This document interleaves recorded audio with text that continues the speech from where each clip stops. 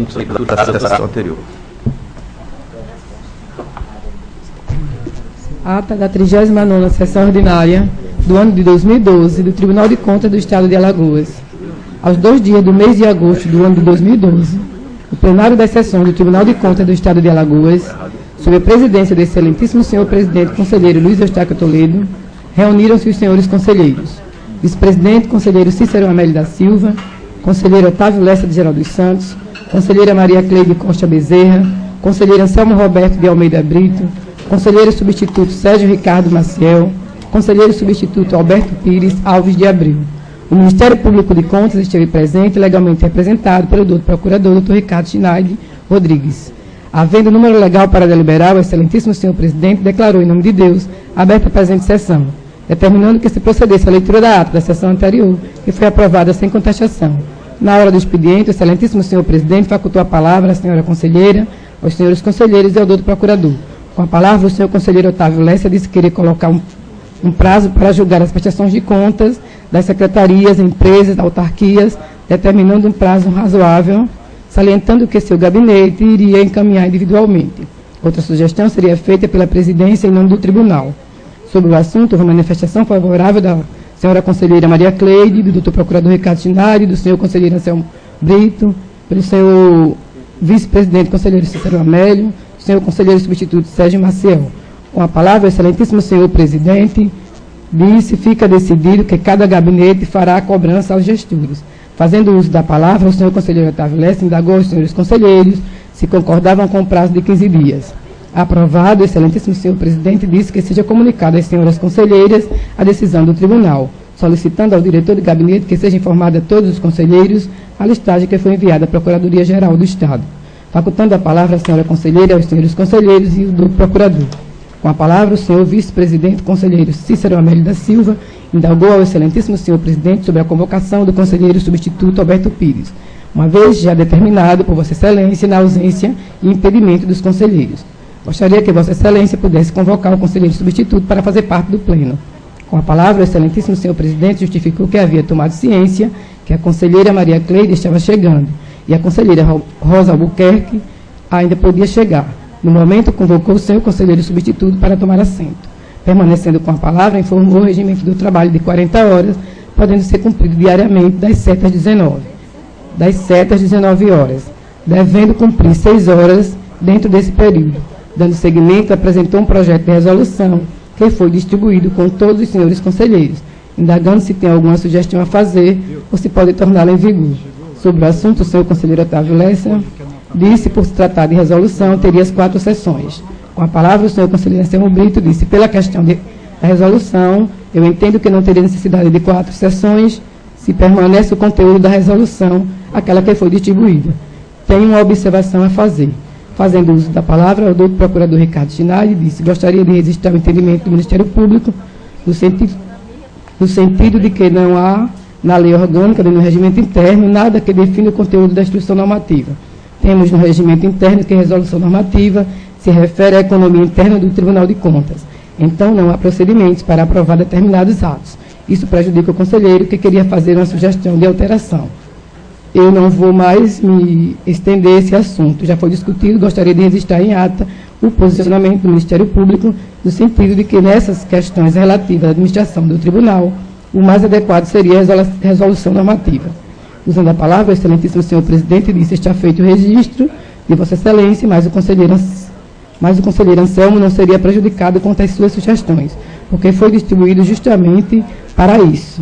Esse presidente não implantou sem a ciência de Vossas Excelências. Fazendo uso da palavra, o senhor vice-presidente conselheiro Cícero Amélio disse que foi distribuído agora, vai ser lida como sugestão ou como resolução. Respondendo à solicitação do senhor conselheiro Cícero Amélio, o excelentíssimo senhor presidente disse, se for resolução, será em 4 sessões, como o conselheiro Otávio solicitou, mas gostaria de ouvir o pleno. O conselheiro Cícero Amélio disse, por mim, já começa a ler e abre as 4 sessões. O conselheiro Anselmo Brito disse em 4 sessões, para obedecer uma coerência dessa forma, será a resolução normativa. O conselheiro Sérgio Maciel sugeriu solicitar à Procuradoria um parecer sobre esse ato, se é uma resolução ou resolução normativa. Assim, os conselheiros poderiam se posicionar de forma segura. A conselheira Maria Cleide disse: vamos decidir o que seria feito com essa daqui. Seria resolução. Então ficaria as 4 sessões.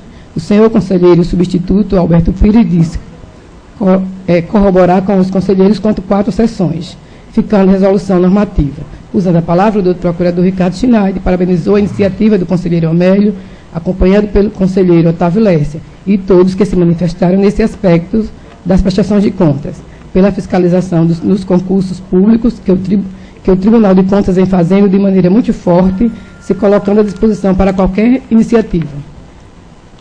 Não havendo, passando para a ordem do dia, foram discutidos e julgados os seguintes processos. O relator conselheiro Otávio Lécia Geral dos Santos. TC 6215/2012, prestação de contas da Prefeitura de Flecheiras, exercício 2011. Aprovado, decisão simples de diligência, 15 dias.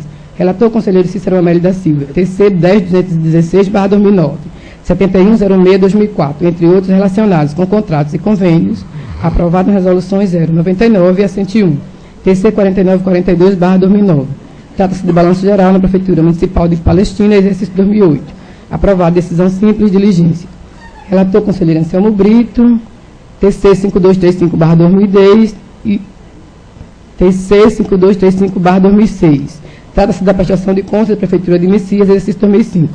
Foi solicitado vistas e devolvido à senhora conselheira relatora Maria Cleide.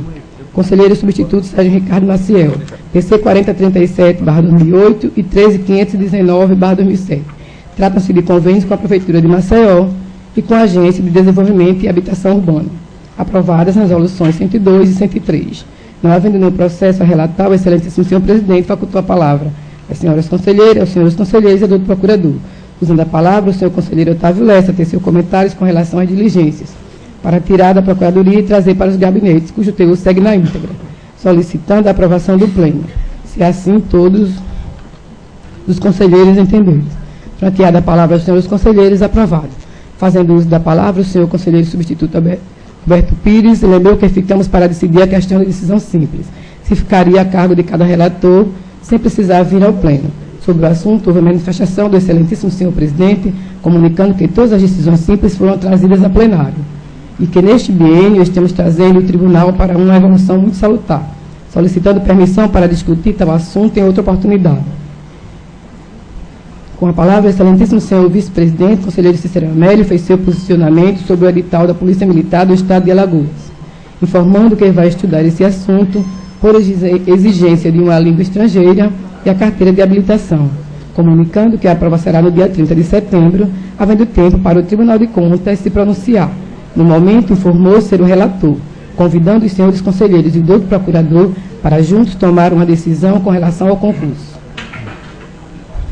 Fazendo uso da palavra, o senhor conselheiro Anselmo Brito disse ter cópia da ata da 21ª sessão ordinária, confirmando o que vem dizendo, que o Ministério Público de Contas, que embora tenha sido resolução do texto, foi aprovado formalmente resolução normativa. Disse ser um fato indeclinável, mas só para ficar registrado. Com a palavra, o doutor procurador Ricardo Schneid disse, novamente tratar de assunto do pronunciamento da procuradora Estela. É o posicionamento do Ministério Público e existem princípios constitucionais no qual respeito, mas é normal que haja discordância. Isso não implica numa vinculação, só corroborando para que seja reformado o mais rápido possível esse regimento, porque até agora nenhum conselheiro conseguiu responder de forma clara onde se pode utilizar uma instrução normativa, uma resolução ou uma resolução normativa. Mas esse questionamento já foi até onde tinha que dar, e não faz sentido ficar toda hora revivendo isso. Mas é necessário uma reforma pontual para que se defina e haja uma uniformização. Sobre o assunto, houve a manifestação do senhor conselheiro Otávio Lessa, dizendo que estamos em fase das mudanças e sabemos que o regimento foi refeito em época e estamos vivendo outra. Não vai ser o primeiro que vamos discutir a melhor forma de proceder daqui para frente. Não adianta o radicalismo, porque estamos aqui para fortalecer o tribunal.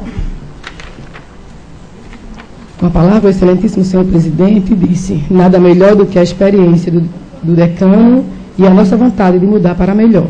Usando a palavra, o senhor conselheiro Anselmo Brito disse concordar com o Ministério Público quando ele fala na questão de uniformização. Fazendo uso da palavra, o senhor conselheiro Alberto Pires disse querer registrar alguns trabalhos belíssimos que o Tribunal de Contas, por meio de sua equipe, está fazendo.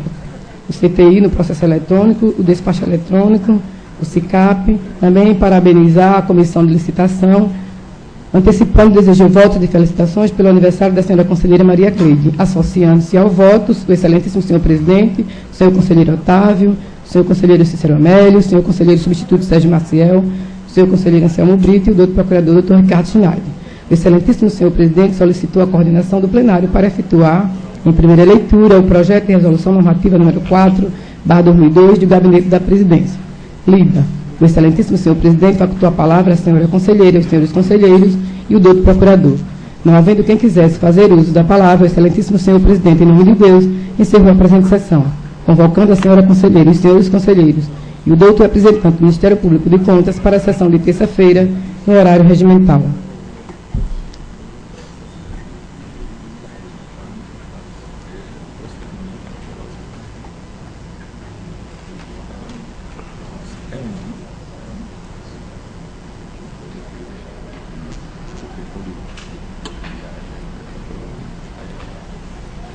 Em discussão a ata. Em votação. Conselheiro Anselmo. De acordo, excelência. Conselheiro Sérgio. De acordo, excelência. Conselheiro Alberto. De acordo. Aprovado.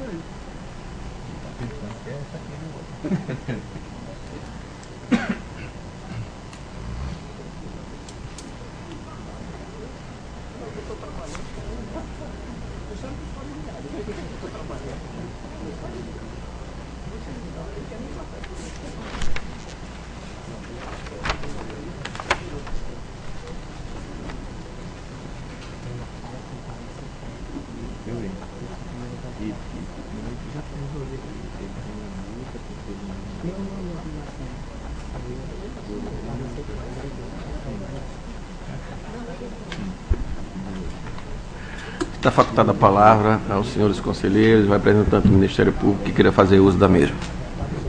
Essa palavra. Com a palavra, doutor Ricardo. Senhor presidente, hoje nós estamos no dia 7 de agosto de 2012, ou seja, mais de um mês do prazo previsto na legislação eleitoral para o envio da lista de gestores que tiveram as contas rejeitadas ou emissão de parecer prévio pela rejeição.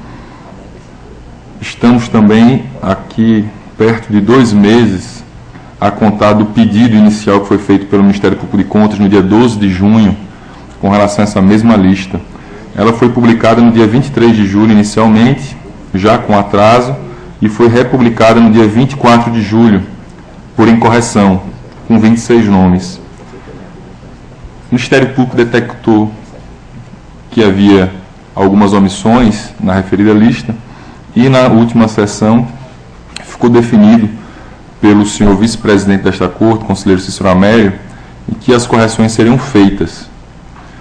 Pois bem, no dia de hoje foi publicado no Diário Oficial do Estado um despacho datado dia 31 de julho do senhor diretor-geral desta Corte, o senhor Dário César, em que ele comunica ao senhor presidente, no dia 31 de julho, ou seja, há uma semana, que foi feito um minucioso levantamento com relação a essa lista.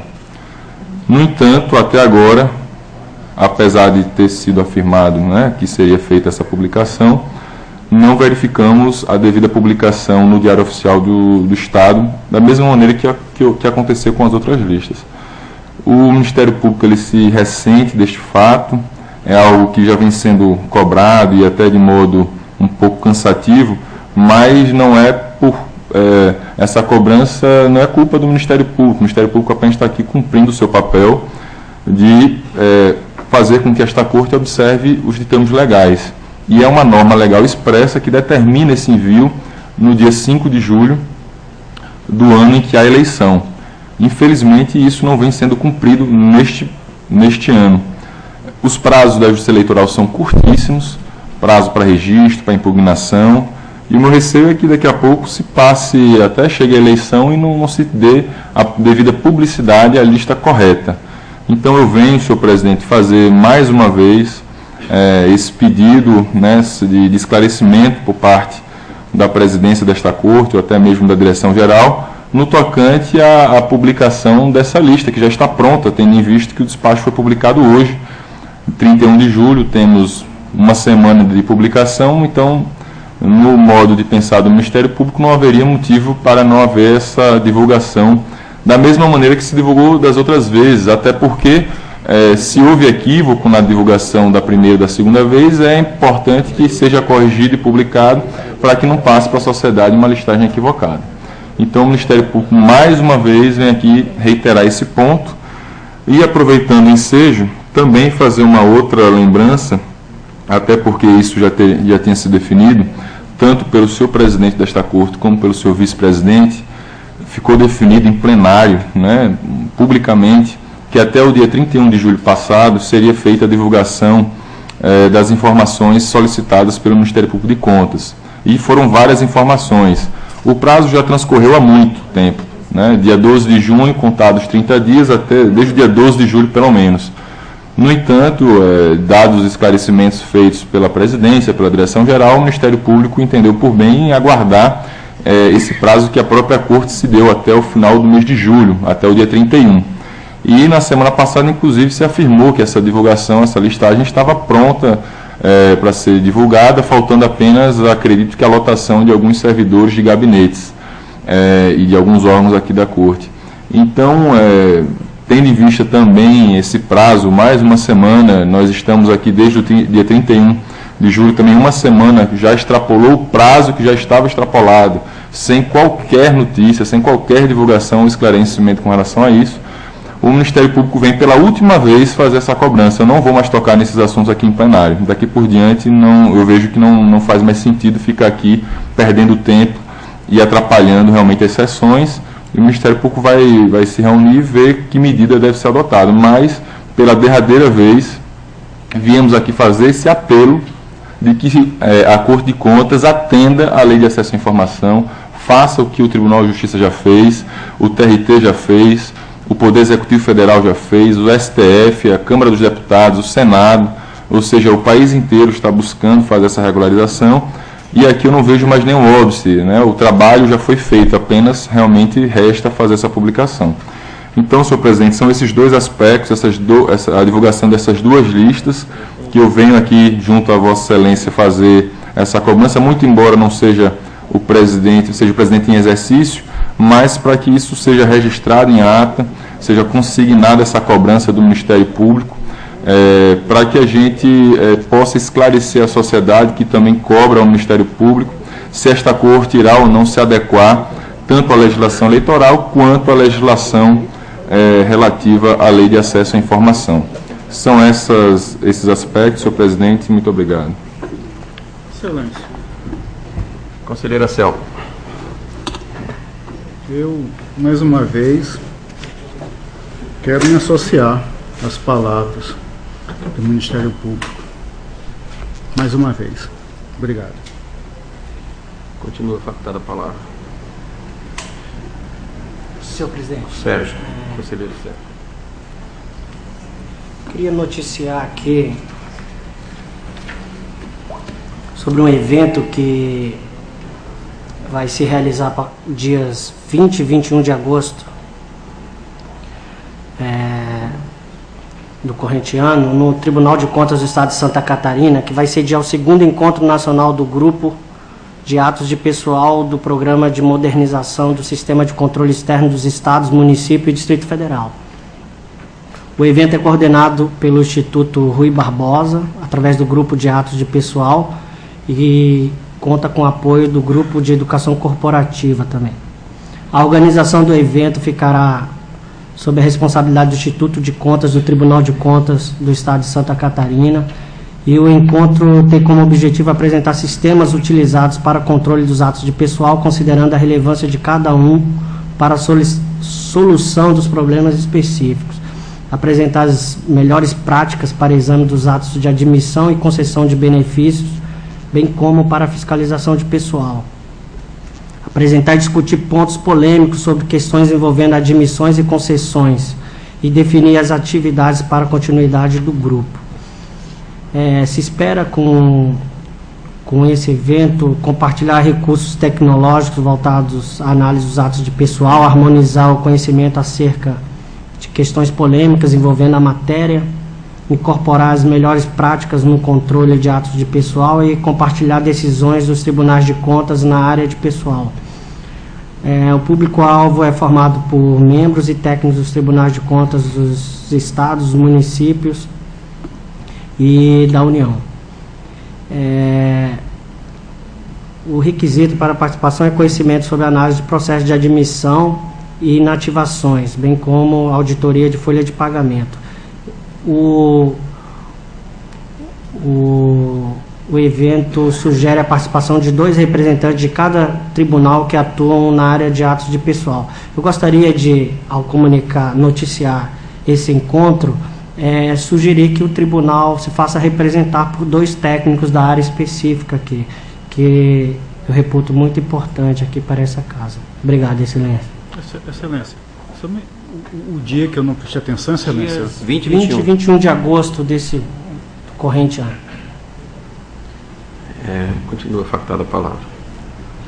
Não tendo mais quem queira fazer uso, com relação ao evento,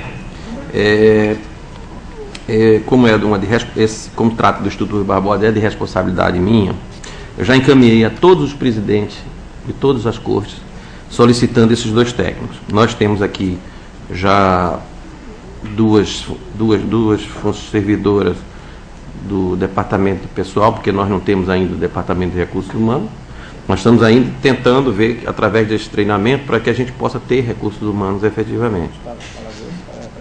Então, Alagoas vai estar representada com essas pessoas que já vêm fazendo esse treinamento, para que a gente possa implantar esse sistema, essa modernização com relação a recursos de pessoal. Excelência, desculpa. Pois não. Mas eu penso aqui que a participação seria dos técnicos ali da área que analisa os atos de pessoal, de inativações e admissões de pessoal no Estado, e não departamento de pessoal. Acho que não seria o caso. Dentro do departamento de pessoal, foi escolhido já há uns 3 anos atrás 2 servidoras que estão fazendo exatamente esse trabalho e que estão se aperfeiçoando para que a gente possa montar realmente um setor de recursos humanos. Está entendendo?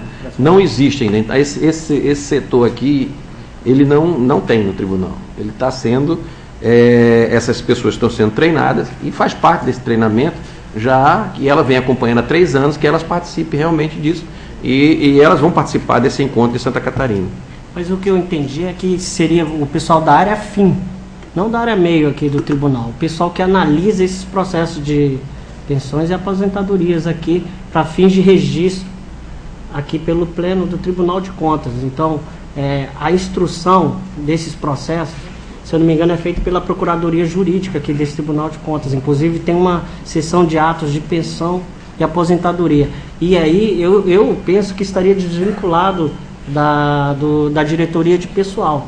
Posso estar enganado, mas eu penso isso. Então, a discussão vai ser sobre a análise desses processos para fim de registro, porque ali o técnico vai examinar a pertinência do ato, vai fazer a verificação dos cálculos, vai verificar sobre a publicação daqueles atos e tudo mais que se refere à legalidade do ato, para fins de que este pleno ordene o registro desses atos. Então eu penso que seria o pessoal da área fim ali. É o meu entendimento sobre isso. A gente vai analisar até onde é que está realmente, vai ser o foco disso, para que a gente possa traduzir. A solicitação foi feita a todos os presidentes, para ele encaminhar, obviamente, a pessoa que tem a necessidade de se capacitar cada vez mais para poder fazer o melhor trabalho possível e se atualizar. Eu acho que está sendo feito esse estudo. Eu conversei aqui com o diretor-geral, ele está dizendo que já está encaminhado o processo para liberar esses funcionários. Com relação aqui às colocações feitas do Dr. Ricardo, eu tenho que informar o seguinte: já foi encaminhada hoje, segundo informação aqui do diretor-geral, ao TRE a lista dos gestores e que estaria divulgada amanhã através do Diário Oficial. Certo? Com relação à divulgação da lista dos servidores, com relação ainda não foi feito, aguardando, como Vossa Excelência colocou, estão aguardando o retorno de alguns gabinetes ainda com relação à lotação do quadro funcional de cada gabinete. Não tem como precisar a data, mas levarei, obviamente, como estou aqui na presidência provisoriamente, levarei ao presidente ainda hoje essa solicitação e reiterando que todos os pedidos que já vêm feitos em outras ocasiões. E eu acho que na próxima sessão ele vai se pronunciar, o presidente. Não tendo mais quem queira fazer uso da palavra, pela ordem. Só mais uma coisa. Pois não, hoje seria a segunda leitura, não seria? Pode ser agora, mas eu vou deixar para o final. Não, tudo bem, então eu faço a colocação no final. Não, a leitura ficaria no final. Eu faria a colocação no final também. Você quer fazer alguma colocação? Já queria me antecipar e já ter uma ideia que ficasse, inclusive, registrada em ata. Não, é com relação à resolução, aquela que vai transcorrer aquela resolução. No final pode ser também. Pode ser no final? Obrigado, senhor. No final, tá. Certo? Pela ordem, conselheira Selma. Senhor presidente, senhores conselheiros, ilustre membro do Ministério Público junto a esta Corte de Contas. Tenho o processo 8528 de 2010. Trata-se de uma decisão simples. Ainda trazida a plenário. Versam os autos sobre encaminhamento a esta Corte de Contas de cópia do acórdão 1463 de 2010 do TCU, proferido por esse Secretário de Tribunal nos autos do processo 290/2010-6. Faço a constatação de indícios de irregularidades no contrato 15 de 2008, celebrado entre o Estado de Alagoas através da CEINFRA e a construtora Marquise S.A., que teve como objeto a construção de 1.512 unidades habitacionais multifamiliares verticalizadas distribuídas em 12 conjuntos habitacionais no projeto Vale do Reginaldo, subsidiado pelo contrato de repasse 218.696-13/2007, firmado entre a União por meio do Ministério das Cidades, representado pela Caixa Econômica Federal, e o Estado de Alagoas, na soma de R$60 milhões, com recursos federais no montante de R$51 milhões e alocação de R$9 milhões a título de contrapartida do governo do Estado de Alagoas. Considerando que o acordo referido foi consolidado com base nos indícios de irregularidades detectados no relatório de auditoria realizada na Secretaria Executiva do Ministério das Cidades, no período compreendido entre 18 de janeiro a 26 de fevereiro de 2010, o qual teve por escopo fiscalizar as obras de construção das unidades habitacionais inseridas na urbanização integrada na região Vale do Reginaldo, no município de Maceió, Alagoas, quais encontram devidamente detalhadas as folhas 8 a 70 do respectivo processo. Considerando o disposto sobre a competência deste tribunal para apuração de denúncias / representações em sua lei orgânica, artigo 1º, inciso 18º, em seu regimento interno, nos artigos 39, inciso 14º e 191, em consonância com as Constituições Federal e Estadual. Considerando a forma regimental de tramitação epigrafada no artigo 92, o Ministério Público de Contas, através do parecer 676/2011, 5ª PC, SM, da Lavra da Senhora Procuradora Estela de Barros Lima Melo Cavalcante, as folhas 79 a 81, opina pela apuração das irregularidades evidenciadas pelo Tribunal de Contas da União, situando-as no âmbito da competência desta Corte de Contas. Considerando que, no processo de saneamento para apuração dos indícios apresentados no supracitado acórdão, foram localizados em instrução nos órgãos técnicos desta Corte de Contas a tramitação dos atos que consubstanciam o objeto da presente denúncia / representação por meio dos processos 1166 de 2008, 12.330 de 2008, 7030 de 2009, 15872 de 2009, 3334 de 2010, 4359 de 2010, 13416 de 2010, 4416 de 2011 e 2323 de 2012. Considerando, com base exclusivamente no constante dos autos, maiormente no acórdão 1463 de 2010 TCU, proferido por esse tribunal, nos autos do processo já referido. Decide o Pleno Tribunal de Contas do Estado de Alagoas, no ato de suas atribuições funcionais, legais, regimentais, converter o presente feito em procedimento administrativo / tomada de contas, objetivando apurar os fatos, identificar os responsáveis e constatar o quantitativo do dano causado ao erário público, com vistas ao seu imediato ressarcimento, com fruto no que estipula a Lei 5.604 de 94, nos seguintes dispositivos. Quanto à natureza e competência, artigo 1º, inciso 2º, 10º e 11º, complementação do seu parágrafo.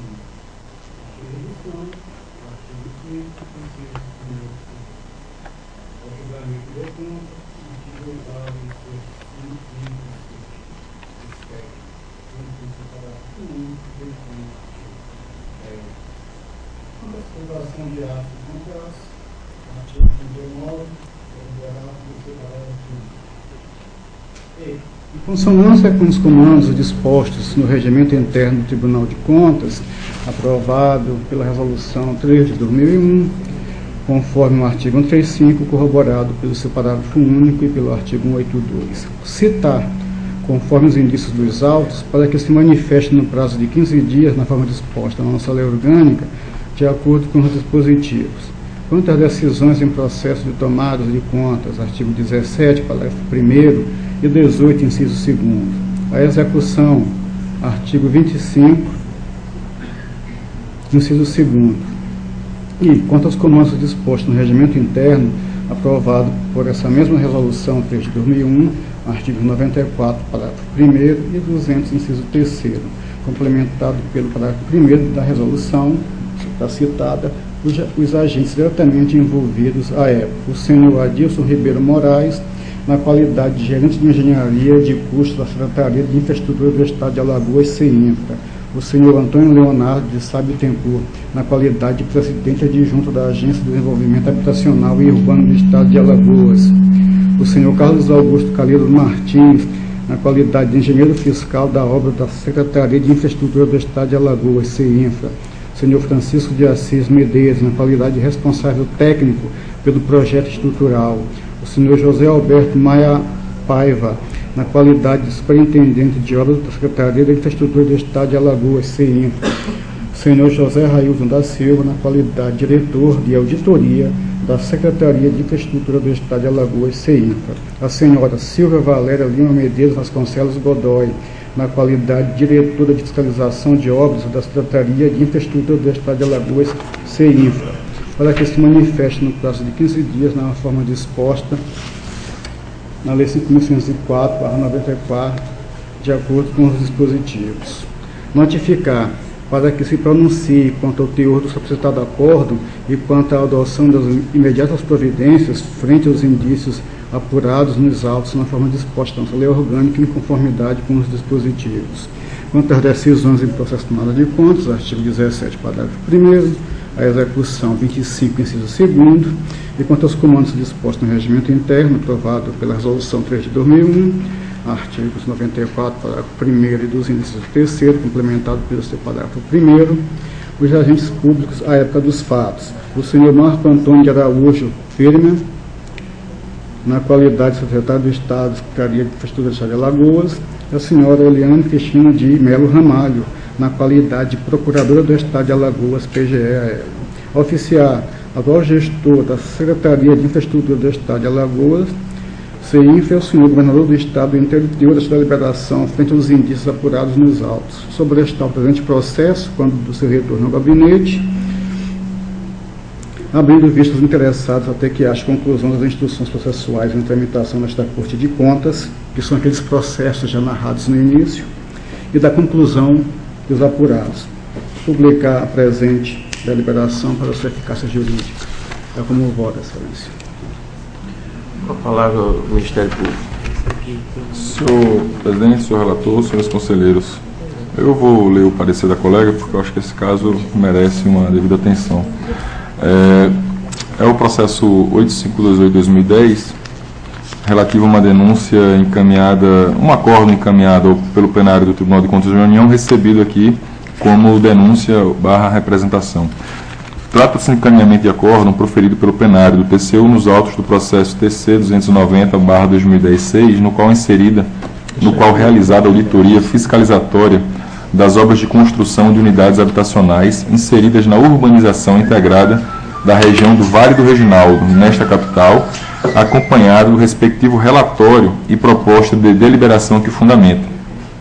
Conforme consta no item 9.9.2 da referida decisão, foi determinado o envio de cópias a esta Corte Estadual face à constatação de indícios de irregularidades no contrato 15/2008, no âmbito do contrato de repasse 218.696, dígito 13/2007. O contrato de repasse foi firmado entre a União, o Ministério das Cidades, representado pela Caixa Econômica Federal, e o Estado de Alagoas, no valor total de R$ 60 milhões, com recursos federais na ordem de 51 milhões e R$ 9 milhões como contrapartida do governo estadual. Já o contrato 15/2008, viabilizado por meio de ajuste anteriormente referido, tem por objeto a construção de unidades habitacionais no Vale do Reginaldo, objeto de fiscalização exercida pela terceira Secretaria de Fiscalização de Obras do TCU. Conforme se extrai dos documentos trazidos aos autos, foram detectadas as seguintes irregularidades, que foram várias aqui, eu vou tentar ser breve. No contrato de repasse 218.696, dígito 13/2007. Celebração sem a prévia realização de estudo técnico que comprovasse viabilidade. Celebração sem que houvessem sido tomadas medidas processuais para desapropriação dos terrenos. Projeto básico que deu irregularidades no projeto básico que deu origem ao contrato 15/2008. Elaboração de projeto estrutural sem adequada caracterização do solo, do que decorreu a necessidade da celebração de termo aditivo, que veio a descaracterizar o objeto originalmente licitado. B. Descarte da revisão dos projetos básicos, o que conduziu à celebração do aditivo. Irregularidades no edital de concorrência e no instrumento contratual. Exigência de talícia para fins de qualificação técnica de comprovação de execução de conjuntos habitacionais multifamiliares, em descumprimento ao artigo 30, parágrafo 3º da Lei 8666/93 e ao Acórdão TCU 1617/2007 plenário. Exigência de talícia para fins de qualificação técnica de comprovação da execução de quantitativo mínimo correspondente a aproximadamente 70% do item de maior relevância da obra, em descumprimento aos acórdãos TCU 2656/2007, 2088/2004, 1284/2003, plenário, todos.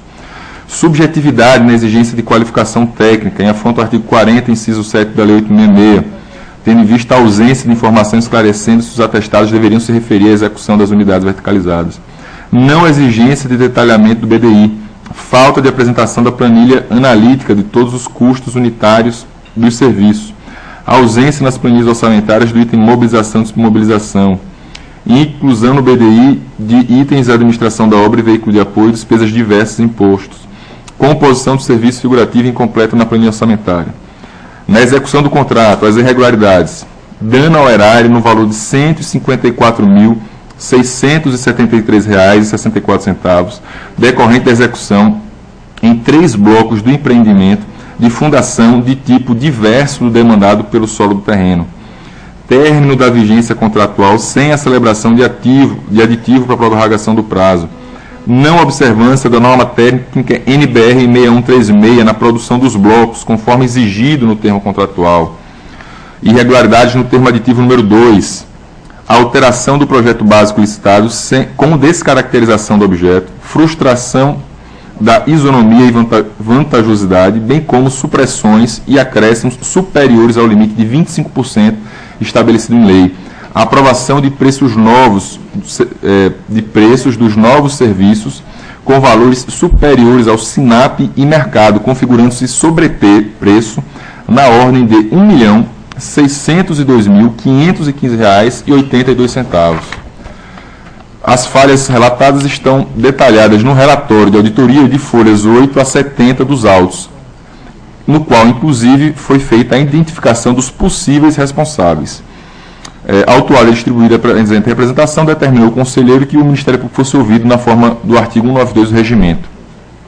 Situando-se o objeto da representação no âmbito da competência do Tribunal de Contas, em consonância com o que estabelece o artigo 191 do Regimento Interno, opina este Ministério Público de Contas pela apuração das irregularidades detectadas pelo TCU, no sentido de que o eminente conselheiro relator encaminhe ao órgão técnico responsável para averiguação dos fatos, identificação e manifestação dos agentes e terceiros responsáveis.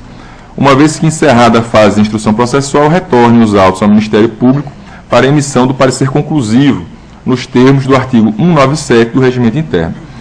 É o parecer, senhor relator, senhor presidente, senhores conselheiros. Muito obrigado. Em discussão, o processo já observado pelo Ministério Público e relatado pelo conselheiro Anselmo. Terminada a discussão, em votação. Conselheira Maria Cleide. Acompanho o relator. Conselheiro Sérgio. Com o relator. Conselheiro Alberto. Também acompanho. Aprovado. Eu sou, excelência. Pela ordem, conselheira Maria Cleide.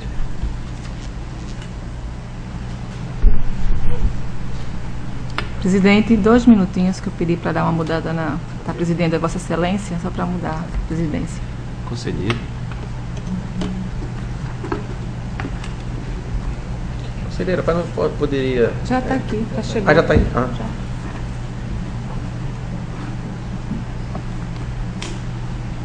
Tenho em mãos o processo TC 6547 de 2011.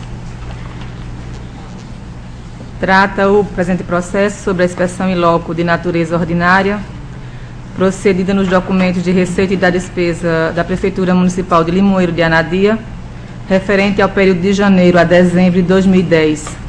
Gestão do senhor James Marlan Ferreira Barbosa, prefeito.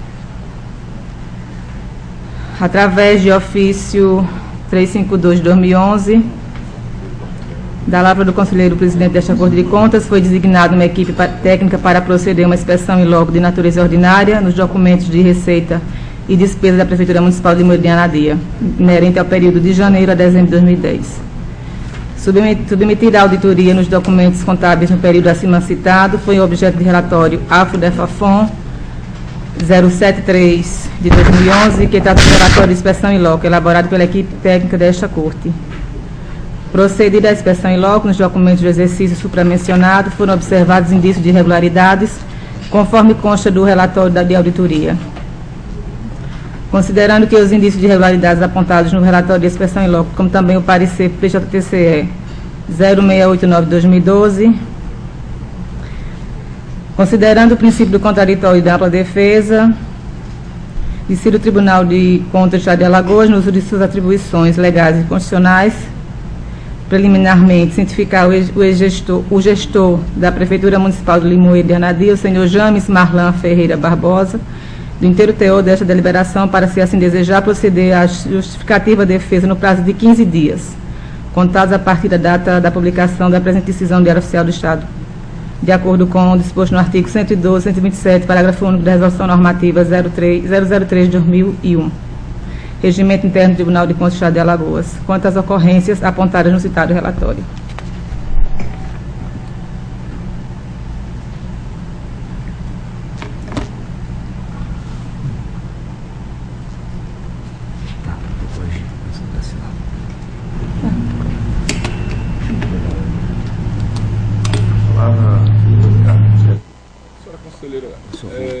Esse processo está na pauta de que dia? De hoje, que eu tentei detectar aqui, eu não encontrei. 6547. Eu pedi para ser pautado. Não, só para esclarecer, porque realmente deve ter sido alguma falha aqui, mas no caso é... Como? Está no sistema? Pronto. Mas como é apenas diligência, né? O Ministério Público, para ouvir, né? Manifesta favoravelmente a proposta de volta, ao parecer. Tá. Em discussão, o processo relatado pela conselheira Maria Cleide. Terminada a discussão e votação. Conselheira Selma. Acompanho o relator, excelência. Conselheiro Sérgio. Com relatores. Conselheiro Roberto. Também acompanho. Aprovado. Senhor presidente. Pela ordem, conselheiro Sérgio. Senhor presidente, senhor conselheiro, senhores conselheiros, senhora conselheira Maria Cleide, trago essa sessão processo TC número 11.292/2004, referente ao termo de convênio de cooperação técnica e financeira celebrado entre o Estado de Alagoas por meio da Secretaria Executiva de Agricultura, Irrigação, Pesca e Abastecimento, a SEAGRE, e a Empresa Brasileira de Pesquisa Agropecuária, a Embrapa. O convênio teve por objetivo estabelecer a integração de esforços para execução pelos partícipes de trabalho de pesquisa agropecuária de interesse mútuo, consistente do zoneamento pedoclimático do Estado de Alagoas. O valor do convênio foi estipulado em R$ 913.970, sendo a participação da SEAGRE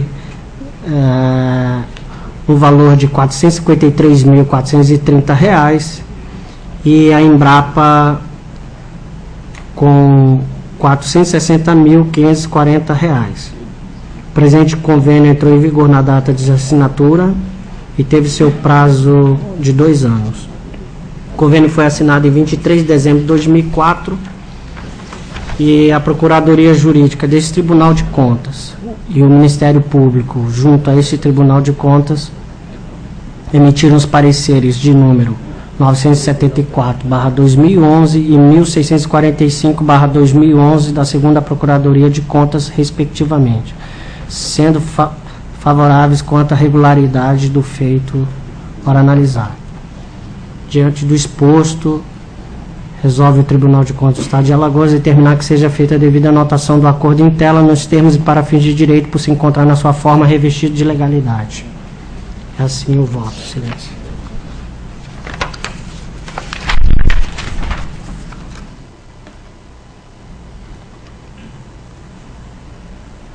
Com a palavra o Ministério Público.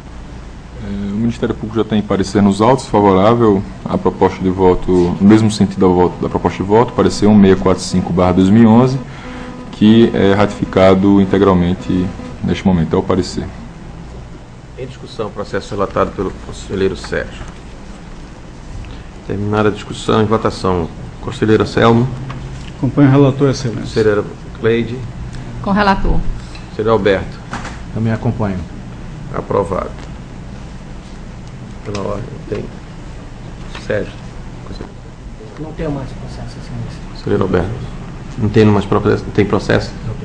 Então, eu que solicitaria o conselheira Maria Cleide para vir para a presidência para eu poder relatar os meus processos.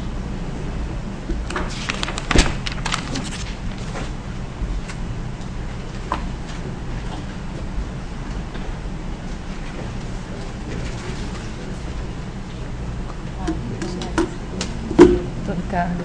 Conselheira, Foi Estamos ficando muito.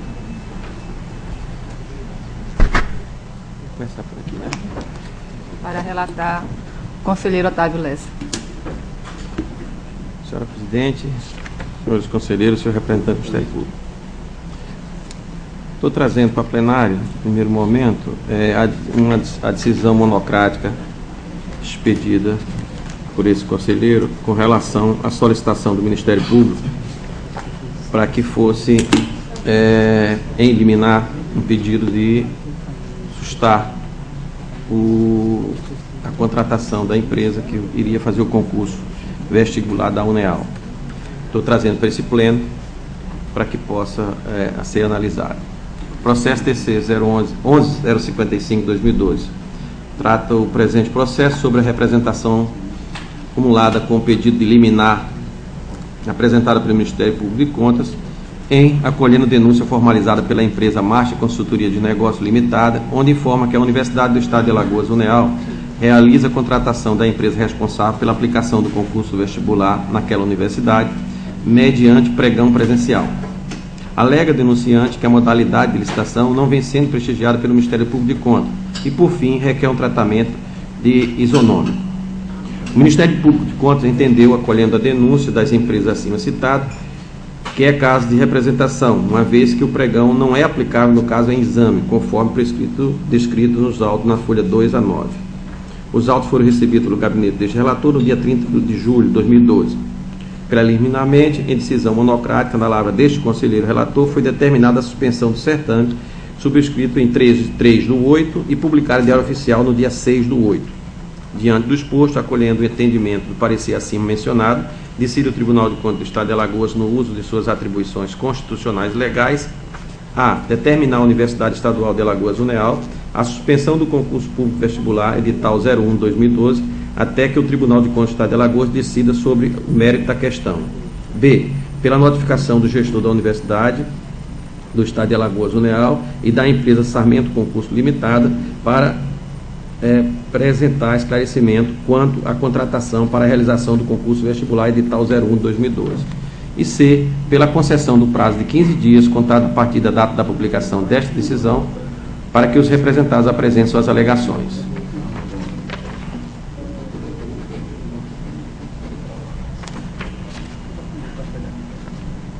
Com a palavra, o membro do Ministério Público. Esse processo, ele trata o processo número 11.055/2012, ele originou-se de uma denúncia feita por uma empresa que atua nessa área de concurso público aqui no Estado, que é a Masta, e ela alegava irregularidade na contratação, justamente o foco que o Ministério Público de Contas vem atuando, que é a forma pela qual esses contratos são feitos. Inclusive, isso gerou aqui no tribunal a elaboração de uma, agora eu não me lembro se é resolução ou instrução, uma resolução que trata da disciplina dessa fiscalização, e nessa disciplina entendeu-se que deve ser feita a contratação por técnica ou técnico e preço na forma de precedentes anteriores. No caso, houve aí a contratação da empresa por pregão, apenas a questão do preço sendo considerada, e isso, segundo o Ministério Público, não se adequa ao melhor entendimento a parte da legislação, tendo em vista que essa atividade de realização de concurso público ela tem um caráter intelectual bastante acentuado. Não é possível, dessa forma, fazer por meio de pregão, além de não se enquadrar também num decreto estadual que regulamenta isso. Em síntese, o Ministério Público ele reitera o seu posicionamento manifestado inicialmente, no sentido de suspender o certame.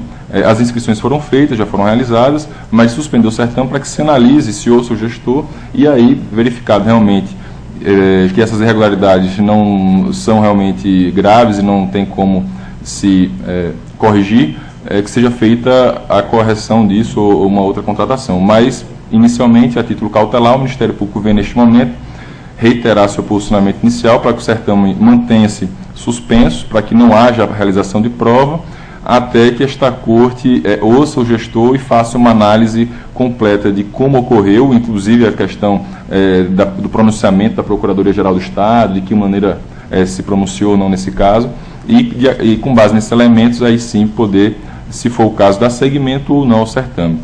É o parecer. Obrigado. Em discussão, o processo relatado pelo conselheiro Otávio Lessa. Com a palavra, o conselheiro Anselmo Brito. Excelência, primeiramente, doutor Ricardo, Instrução Normativa 1 de 2012. Instrução Normativa. Concursos Públicos, Instrução Normativa 1 de 2012. Foi aprovada em mais de 4 sessões, não foi, seu conselheiro? Demorou bastante tempo. 6 meses. Se me lembro das vossas queixas, em torno de 6 meses. Não é verdade? Exatamente isso. Excelência, duas perguntas, até porque eu tenho um caso parecido. Excelência, o processo de contratação, assim como o edital, eles foram enviados para o tribunal? Se forem enviados no tempo hábil, é só a pergunta que eu tenho a fazer. Sim. Foram, né? Ok. Pelo só, Excelência. Continue a discussão. Presidente, chamou a atenção aí que esse processo originou de denúncia da Master Consultoria. E eu gostaria de chamar a atenção dos senhores que essa empresa, ela teve também aqui uma representação do Ministério Público contra ela mesma e referente a essa mesma questão sobre o procedimento para a contratação dela. Então, como se trata, a própria empresa, ela vem dizer que a contratação foi irregular, então, de certa forma, ela está admitindo de que a contratação dela lá atrás também foi irregular. Então, eu chamo a atenção a isso para que no processo, se eu não me engano, esse processo está em instrução na Procuradoria Jurídica desse Tribunal de Contas. Eu chamo a atenção para que os responsáveis pela análise desse processo tomem conhecimento das alegações do denunciante, para que possa instruir o próprio processo e que eu penso agora que pode até dar celeridade a isso aí, para que, no caso o processo, se eu não me engano, o processo é da minha relatoria, para que a gente possa trazer aqui para o tribunal para apreciação por parte desse tribunal pleno. Era isso, Excelência. Obrigado. Continue a discussão. Encerra a discussão, coloca em votação. Conselheiro Anselmo Brito. Acompanho anteriormente o relator, Excelência. Conselheiro Sérgio Maciel. Com o relator, Excelência. Auditor convocado Alberto Pires. Com o relator. Aprovado.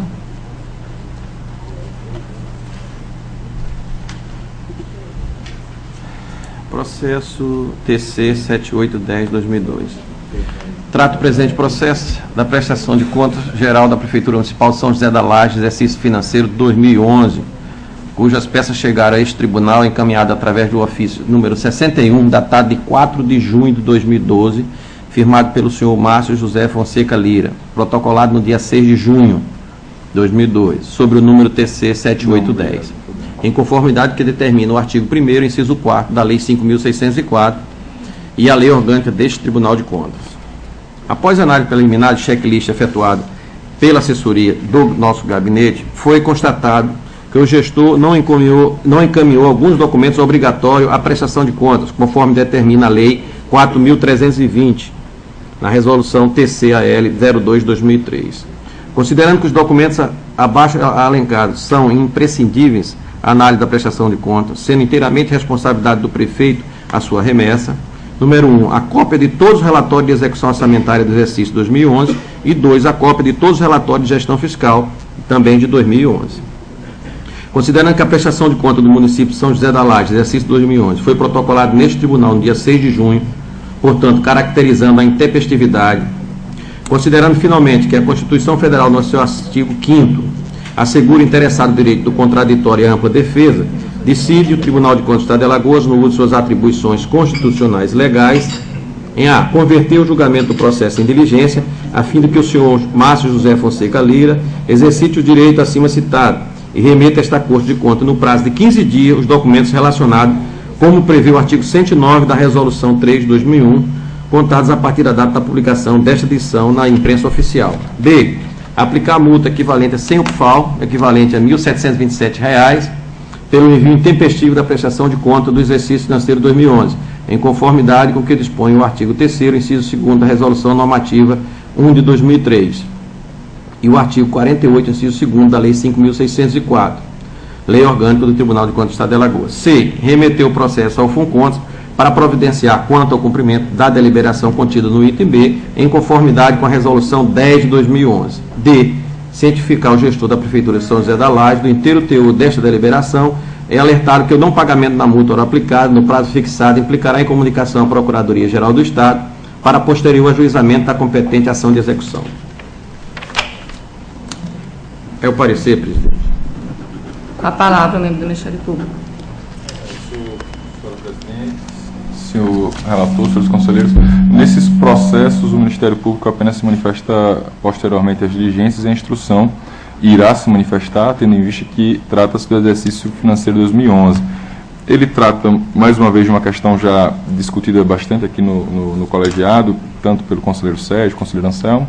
O Ministério Público apenas vai registrar seu entendimento no sentido de que seria interessante a oitiva prévia do gestor, assim como é feito no caso das outras aplicações de multas. Muito embora o relator, eu reconheça que ele entende que nesses casos o próprio atraso já justifica a aplicação de multa, ele apenas diferencia quando há ausência de documentos, mas o envio é tempestivo, né? Mas apenas por uma questão de cautela. Mas no mais o Ministério Público é favorável e se manifesta nos termos do voto do senhor relator. É o parecer. Em discussão, processo relatado pelo conselheiro Otávio Lessa. Encerra a discussão. Coloco em votação o conselheiro Anselmo Brito. Excelência, eu vou acompanhar o relator, exceto no item B, para que se cumpra a resolução normativa número 10 de 2011. Exceto, nesse caso, eu acompanho o relator. Exceto o item B, eu acompanho o relator.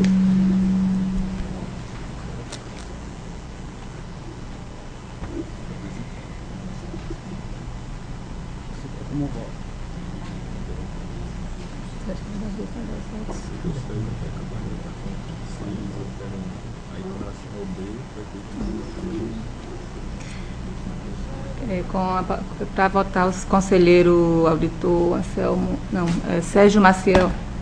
Excelência, como todos já sabem aqui, meu posicionamento a respeito desses processos que aplicam multa em processo de prestação de contas de prefeito, eu entendo que não cabe aqui, é só uma questão processual, porque eu penso que deve ser destacada para exame separado esse tipo de irregularidade, como qualquer uma outra irregularidade. Bem como também eu penso que deve ser dado a oportunidade do contraditório prévio, a aplicação dessa multa. Então, eu não acho pertinente a decisão adotada aqui com relação aos itens B, C e D.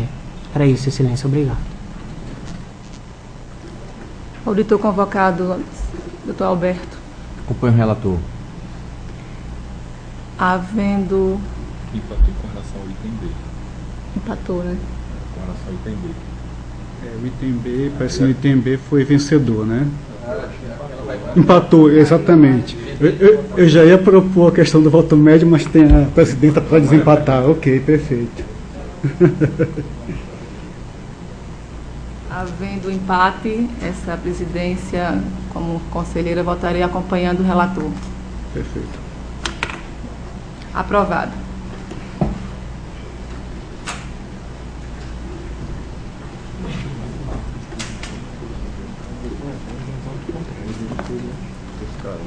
Não. A, B, C, D.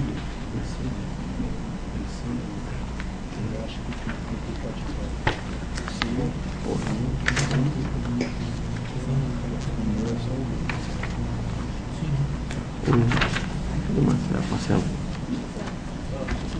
Explica aqui. Você me explicar um negócio aqui, deixa eu passar para esse aqui.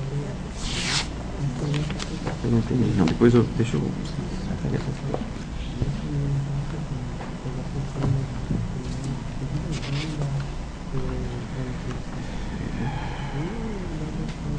Processo TC 3026. Trata-se do presente relatório de inspeção em loco de natureza ordinária realizada na Prefeitura Municipal de Pão de Açúcar, exercício financeiro 2002, gestão da época senhor Jorge Silva Dantas. Quando da inspeção em loco foram observadas algumas falhas quanto ao procedimento licitatório, o processo foi diligenciado junto à Prefeitura de Pão de Açúcar para que fosse prestado esclarecimento necessário para fim de saneá-lo. Atendendo à diligência requisitada pela Procuradoria Jurídica deste Tribunal, foram enviados diversos documentos para elidir as falhas apontadas no relatório AFO-DEFAFON 29/2004, tombado sobre o processo TC 7967/2005. Os autos evoluíram à Procuradoria Jurídica para análise, que emitiu o parecer 1979, concluindo pelo julgamento regular, com fundamento disposto no artigo 1º, inciso 1º do artigo 21 da Lei 5.604. Considerando que não foi verificada nenhuma irregularidade em relação aos procedimentos contábeis no período sob exame, considerando que foram plenamente cumpridas as exigências constitucionais do artigo 212 da Constituição Federal, tocante à aplicação do percentual mínimo de 25% da receita proveniente dos impostos arrecadados, inclusive transferência da União e pelo Estado na manutenção e desenvolvimento do ensino, uma vez que foi aplicado pela Prefeitura no exercício financeiro 2002 o percentual de 26,42%.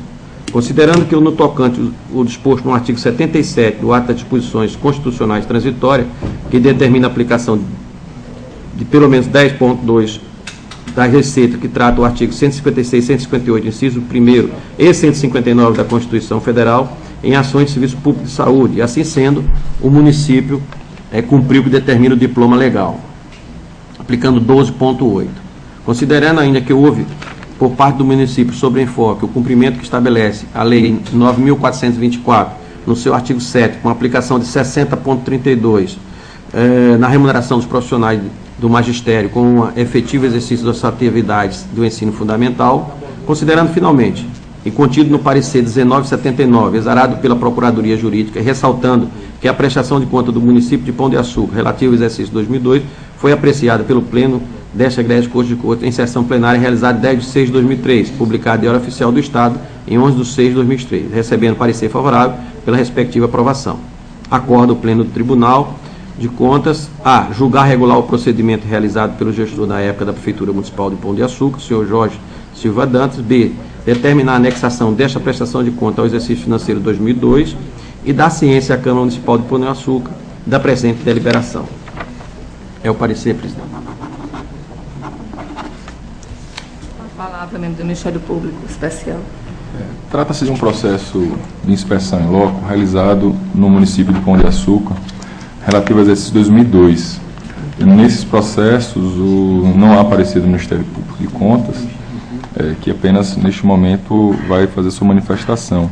Eu apenas gostaria de observar que a análise feita pelo relator foi uma análise ampla e que compreenderia até mesmo, no nosso sentir, essa análise em conjunto com a prestação de contas, porque todos os índices foram verificados nessa oportunidade. Só que com uma diferença em relação à prestação de contas comumente enviada à Corte. Nesse relatório de inspeção em loco, é possível verificar, e aqui eu não estou com a íntegra, mas é possível verificar se o gestor ele foi ou não o ordenador de despesa. E caso tenha sido, fazer o julgamento em conjunto, e aí no caso julgando esses atos, em que ele realizou a despesa na qualidade de ordenador, e com relação aos demais, fazer o parecer prévio.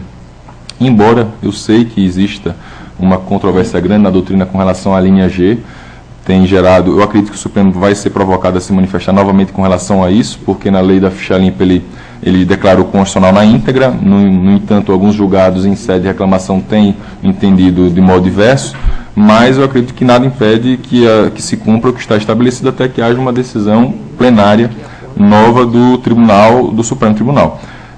Então, o Ministério Público de Contas entende que nestes procedimentos de inspeção seria adequado fazer análise em conjunto com a prestação de contas. Seria, por quê? Porque se teria os elementos para fazer que influenciaria tanto no parecer prévio, tendo em vista que se está analisando o cumprimento de limites, documentação toda, quanto também que, se ele for ordenador, fazer o julgamento. Nos parece um pouco estranho fazer, no caso, considerando que ele não seja ordenador, por hipótese, fazer um julgamento prévio por meio de um acórdão da inspeção para novamente depois levar para a prestação de contas. Realmente, eu não sei, fica aí a reflexão, mas é a praxe do tribunal. Apenas coloco isso em discussão, e já que o regimento está para ser reformulado, para que se otimize, né? De repente, isso aqui poderia ter sido feito, julgado em conjunto com a prestação de conta geral, e esse exercício financeiro já teria sido totalmente julgado e apreciado pela Corte. Então, é apenas essa manifestação do Ministério Público. No entanto, ele se manifesta favoravelmente à proposta de voto do relator nos termos em que foi apresentado. É o parecer. Em discussão, processo relatado pelo conselheiro Otávio Lessa. Com a palavra, o conselheiro Anselmo Brito. Excelências. Eu já é sabido notório, eu tenho um posicionamento um pouco diferenciado quanto à questão do julgamento, porque se há julgamento, nós temos o nosso instrumento próprio, quando não há um julgamento, apenas uma ideia, um parecer, também temos o nosso procedimento apropriado, inclusive com o resultado dele diferenciado. Pelo que eu estou vendo aqui, é o julgamento de uma inspeção em loco. Então, o julgamento, o acórdão, que eu até acho que poderá vir, né, poderá vir a surtir, influenciar de alguma forma um julgamento das contas de governo através do parecer prévio. Conselheiro Otávio, eu queria fazer uma pergunta. Esse aqui é um julgamento, é um acórdão. Sim. A prestação de contas deste gestor, ela já está julgada?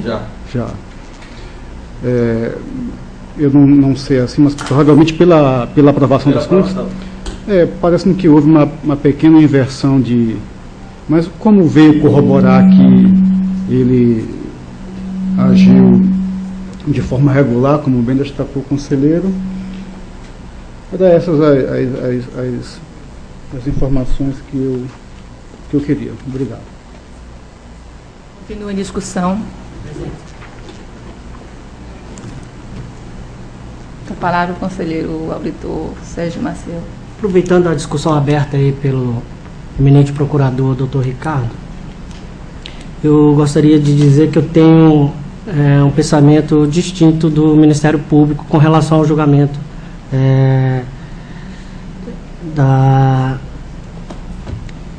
desse processo de inspeção em loco, especificamente. Eu penso que isso aqui não deve, no meu entendimento, não deveria ser apensado ao processo de prestação de contas para análise junto àquele processo, porque se tratam de coisas totalmente distintas.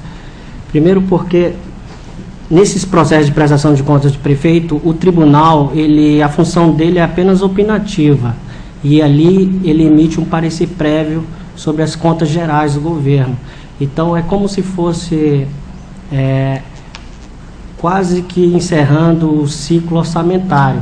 Você tem a proposta orçamentária, que depois é apreciada pelo Poder Legislativo do ente lá, municipal no caso. Depois disso vem a execução e o controle por parte do tribunal e a apresentação do parecer prévio, que seria essa fase, e encerrando todo esse ciclo orçamentário, nós teríamos ali o julgamento por parte do Poder Legislativo, a quem compete julgar efetivamente as contas do prefeito municipal. Então, esses processos de inspeção em loco, é muito importante dizer que ele não faz esse exame que se busca, pelo menos no processo de prestação de contas de prefeito.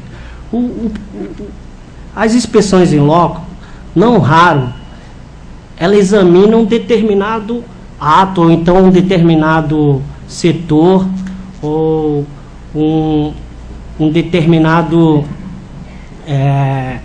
procedimento administrativo. Então, pode muito bem ser determinada uma auditoria em loco na folha de pagamentos lá do município, ou determinada inspeção em loco no sistema patrimonial, uma inspeção em loco, eu digo, inspeção em loco, uma auditoria, né? Na contabilidade e em atos específicos, dos processos licitatórios, de contratos. Então, existe uma infinidade de pontos de controle, e até mesmo os controles previstos na Lei de Responsabilidade Fiscal, com relação ao cumprimento dos limites, e daí por diante, de dívida. Então, existem várias possibilidades que uma inspeção em loco ou uma auditoria pode se realizar. Então, numa auditoria dessas, em regra, pelo que eu tenho conhecimento, são realizadas em 2 ou 3 dias, eu penso que não dá para se fazer uma avaliação de toda essa gestão do ano anterior, que aí passa também pelo exame da dívida ativa, que é muito importante, né? Pelo o exame da dívida consolidada e daí por diante. Então, eu penso que esses processos devem sim merecer apreciação desse pleno aqui e julgá-los, na forma que o conselheiro Otávio Lessa está trazendo nesse momento. E a partir desse julgamento, né, da apreciação desses atos, que se busque, se for verificada irregularidade, a reparação ou então a imputação de multa ao gestor pelas irregularidades verificadas nesse processo, e também a recomendação pela correção daqueles atos, né, como uma atividade pedagógica do tribunal, e também como sugestão para a gestão administrativa, com fins de melhorar a sua gestão, né? Isso verificado na inspeção in loco pelos auditores do Tribunal de... Desculpa, pelos técnicos, né? Que aqui a denominação é técnico e analista, né? Mas, com relação a esse processo, é isso que eu penso, aí não precisaria ser anexado ou apensado essa prestação de contas, que eu não acho pertinente, mas eu acho muito importante tocar nesse assunto para que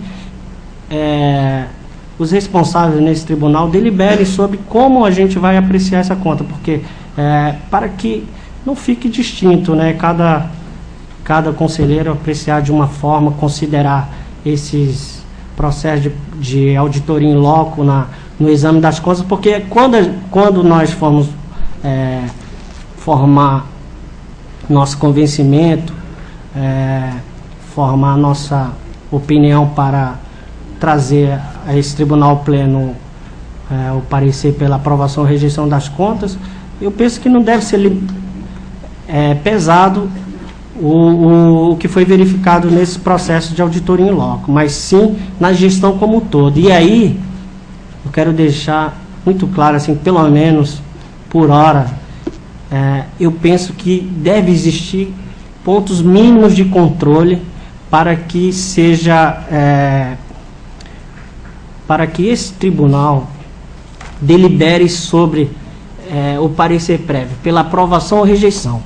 Então, nesses pontos mínimos, eu vou até citar aqui, discriminados, porque é o que eu penso para fins de proferir meu voto, que deve ser pesado aqui, com relação quanto ao déficit orçamentário, quer dizer, o resultado orçamentário da gestão orçamentária pelo gestor. Então, se houve déficit ou não, porque a Lei de Responsabilidade Fiscal hoje veda qualquer déficit.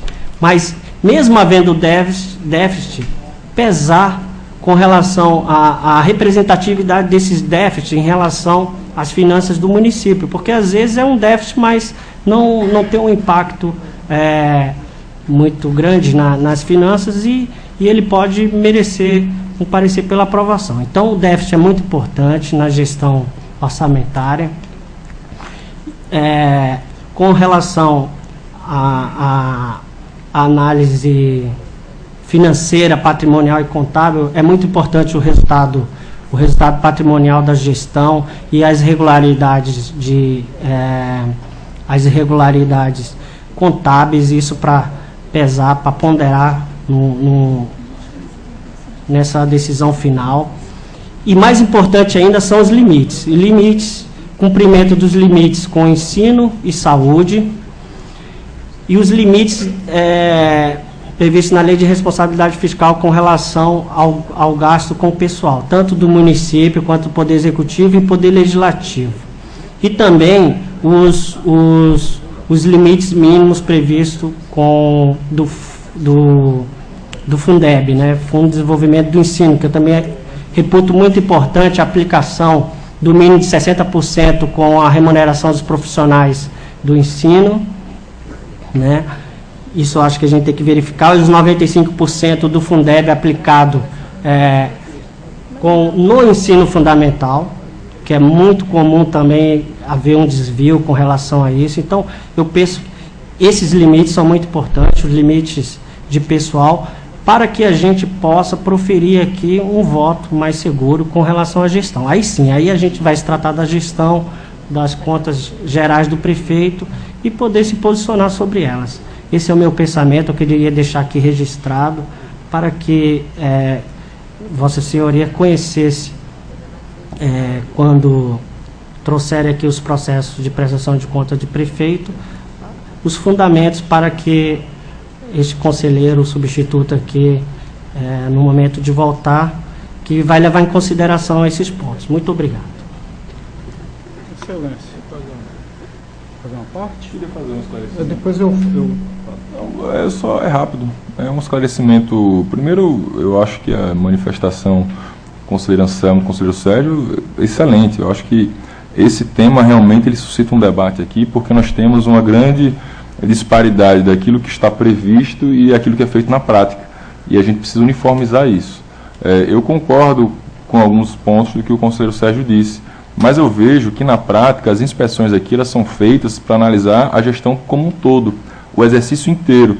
E todos os pontos levantados por ocasião da emissão de parecer prévio nas prestações de contas, eles são todos checados nessas inspeções em loco. Por isso eu penso que o julgamento, que não seja em autos anexados, mas na mesma sessão ou sucessivamente, ele permite um julgamento mais seguro, porque hoje mesmo nós tivemos uma prestação de contas que já foi apreciada e uma inspeção que analisou todos aqueles pontos com relação ao cumprimento de limites na saúde, na educação, com base em documentos feitos na inspeção em loco, e que isso poderá gerar uma contradição. Tudo bem, mas o tribunal sempre ressalva que a qualquer tempo poderá rever, mas eu acredito que o ideal não é rever a qualquer tempo, é no momento que se faz a prestação, já analisar tudo junto em virtude disso. Obviamente que numa inspeção específica para uma folha de pagamento, um contrato, aí não, aí realmente é uma outra situação. O que eu quis tratar foi do que a gente vê aqui na maioria dos casos. Talvez devesse sofrer uma adequação nesse aspecto, mas mesmo para registrar esse ponto, dessa pertinência lógico que eu vejo na prática do que é analisado nas inspeções e daquilo que é apurado no parecer prévio. Eu acho que isso realmente tem que ser discutido, rediscutido. O momento que se vem aí de modificar o regimento interno é propício para isso, para que se uniformize. E aí a gente encerra essas discussões e aí dá mais celeridade. Mas apenas para registrar que eu acho importante ter isso em mente, sem deixar aqui de registrar que eu acho que a manifestação, tanto da auditoria, que sempre vem batendo contra a conciliação, estão muito bem embasadas e fundamentadas. Apenas essa pequena, não digo que seja discordância, é uma discordância, mas é nesse aspecto, que é de colaborar para que o julgamento ele seja mais preciso. Era só isso. Muito obrigado. Continua a discussão. Com a palavra o conselheiro Anselmo Brito. Justamente nesse ponto inicial que o Ministério Público antecipou, que eu ia me apegar à questão da informação, que com ele apensado, anexado, ou outro nome que se dê, a gente não perde informação, decide com mais segurança, inclusive, na eventual dúvida, se consulta até o processo como um todo e se verifica se corresponde ou não. Bem que eu sei que na análise, no parecer prévio elaborado, também se faz a análise desses pontos, talvez não todos, como diz o conselheiro Sérgio, concordo com ele, mas pelo menos a parte mais forte constitucional e decorrente dela é feita. Não todos com essa riqueza de detalhes, como numa inspeção em loco, que eu quero também, concordando com todos, realmente, talvez a nomenclatura esteja um pouco equivocada, porque na verdade utilizamos o nome inspeção em loco, mas na verdade fazemos uma auditoria. Concordo com o conselheiro Sérgio, uma auditoria, dependendo da envergadura do ente, de 2 dias, 3 dias, fatalmente não vai conseguir abarcar tudo. Nós utilizamos as amostras, mas as amostras podem ser falhas dependendo da análise que se faça inicialmente. Sei que nós temos hoje em dia uma ferramenta importantíssima, que é o próprio SICAP. Daqui a pouco, começou com os municípios, mas eu acredito que daqui a pouco vai se espraiar por toda a administração estadual. E relembrando também que inspeção em loco, hoje nós temos no tribunal, pelo menos no meu entender, inspeção em loco, auditoria e tomada de contas, não tomada de contas especial, tomada de contas, praticamente são sinônimas hoje no nosso Tribunal de Contas. E é necessário que nós aclaremos a César o que é de César, o que cada expediente ou cada instrumento deve cuidar. Concordo perfeitamente. É isso, Excelência. Obrigado.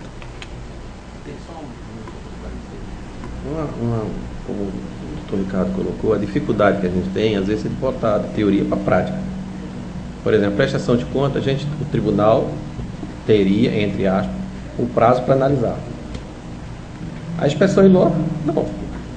Desde que eu cheguei aqui, eu sou favorável que venha sempre, foi o batalhador que vai vir em conjunto, vir as duas coisas juntas. Mas quando você sai da teoria para a prática, ela se torna, às vezes, é impossível. Desse caso mesmo, a prestação de conta, ela foi analisada em 2002, foi analisada pela regularidade em 2003.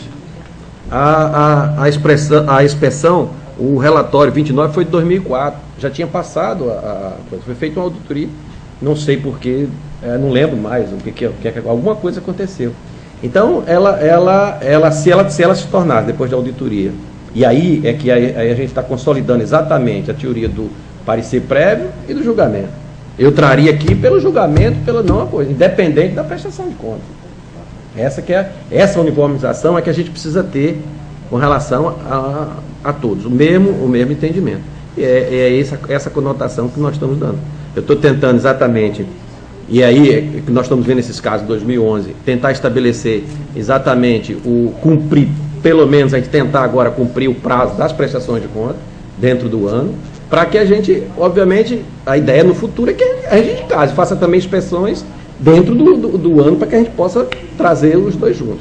Eu acho que é uma fase que a gente está vencendo, espero vencer o mais rápido possível, acho que a gente tem que tomar esse assunto, não sai de pauta nunca até a gente chegar e resolver como é que a gente vai fazer com o nosso volume. A gente tem que chegar a uma conclusão.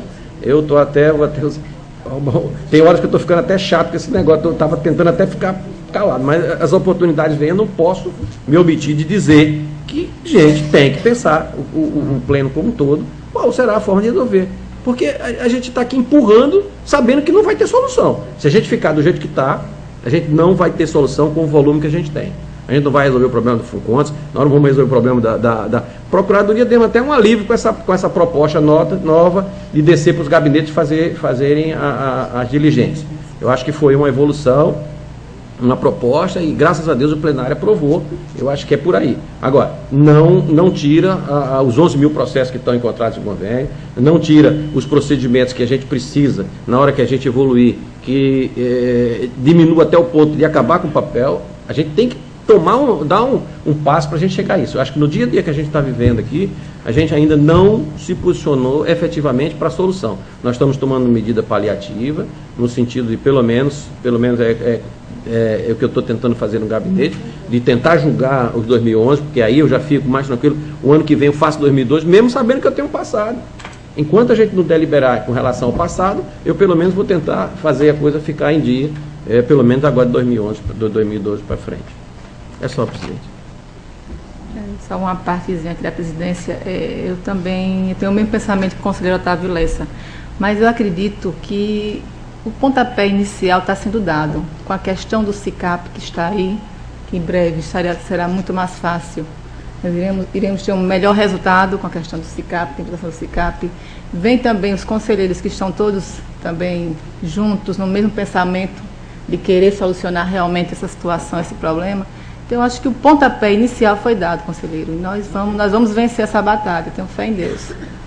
Continue a discussão. Só mais uma, em razão do que se foi discutido aí, só queria lembrar uma coisa.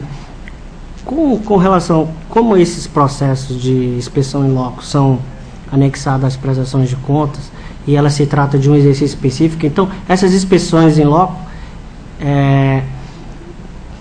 necessariamente vai ter que se referir àquele período, sempre ao período passado. Então, quando a equipe do Tribunal de Contas sair aqui para fazer inspeção em loco, essas auditorias, ela sempre vai examinar obrigatoriamente os atos da gestão referente ao exercício anterior.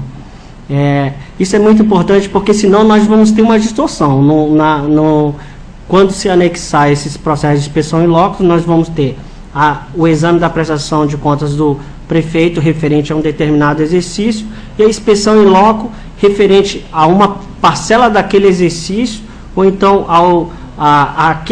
uma parcela daquele exercício mais de outro exercício. Então, isso aí, assim, operacionalmente é muito importante, porque dali vai se extrair a convicção do conselheiro para propor seu voto aqui nesse pleno. Então, isso é muito importante, que essas auditorias aqui vão ser sempre de fatos passados. Nunca vai poder ser uma auditoria de fatos presentes, uma auditoria concomitante, né, aos atos da gestão. Era só isso, a observação. Obrigado.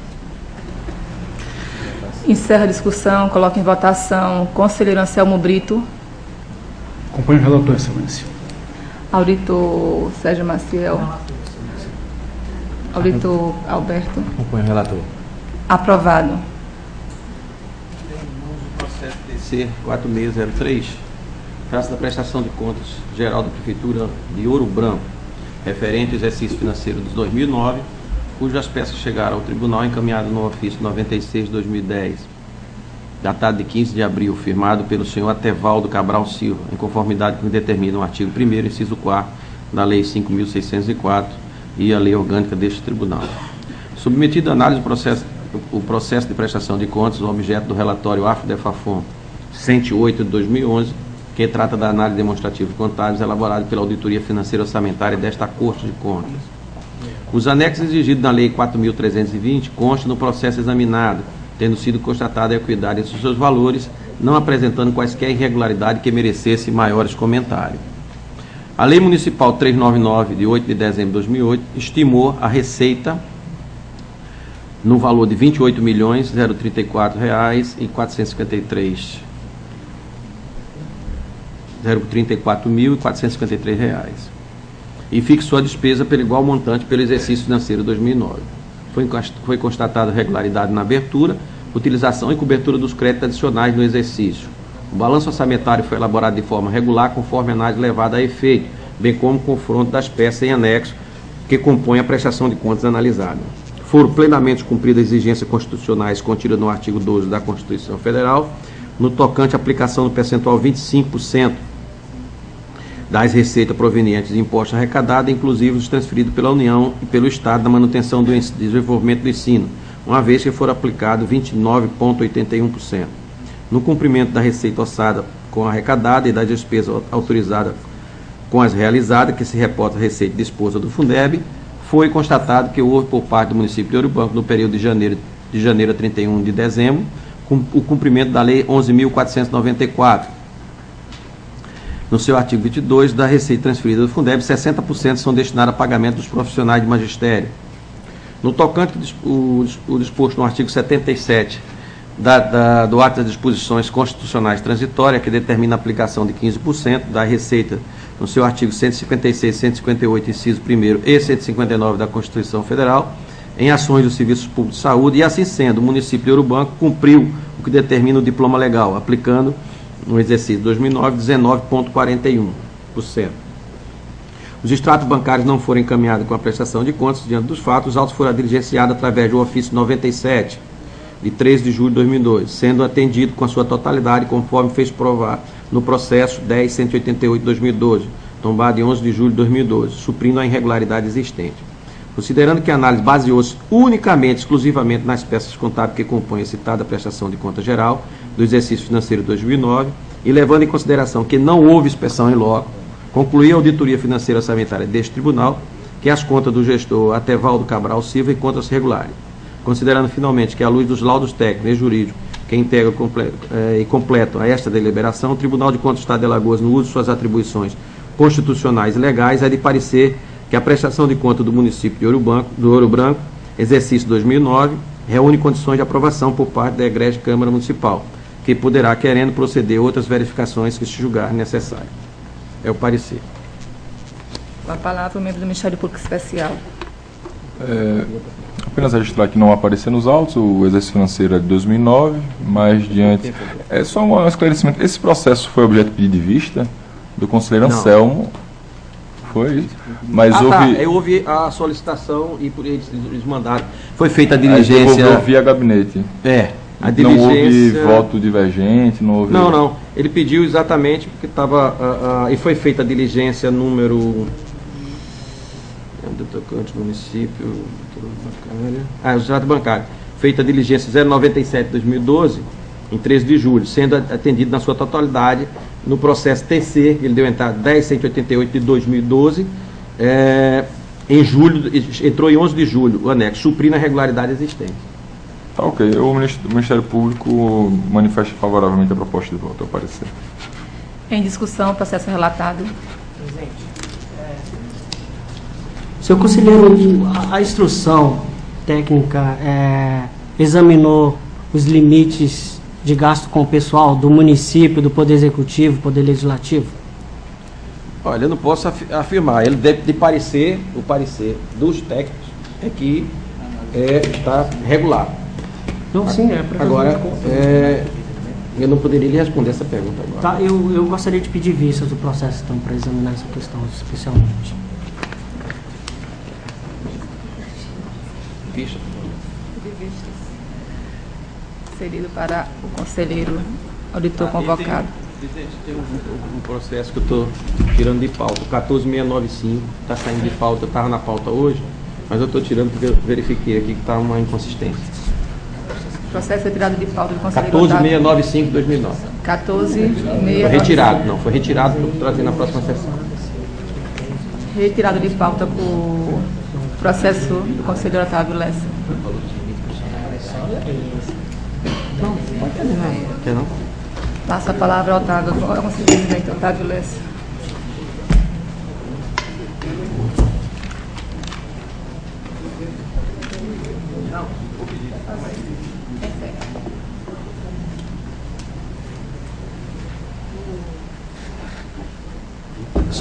Solicito à comissão de plenária a leitura da resolução proposta número...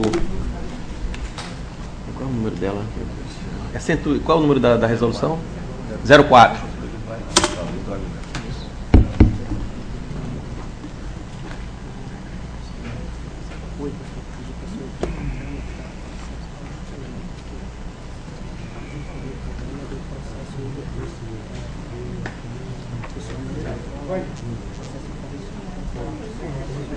Segunda leitura do projeto de resolução normativa número 004 de 2012. Gabinete da Presidência dispõe sobre a regulamentação dos critérios e normas de execução da Lei Estadual de número 7.204, de 26 de 10 de 2010, que instituiu o plano de cargos, carreira e subsídio dos servidores efetivos do quadro funcional do Tribunal de Contas do Estado de Alagoas, consoante o artigo 31 do citado diploma legal, e adota outras providências. Excelência.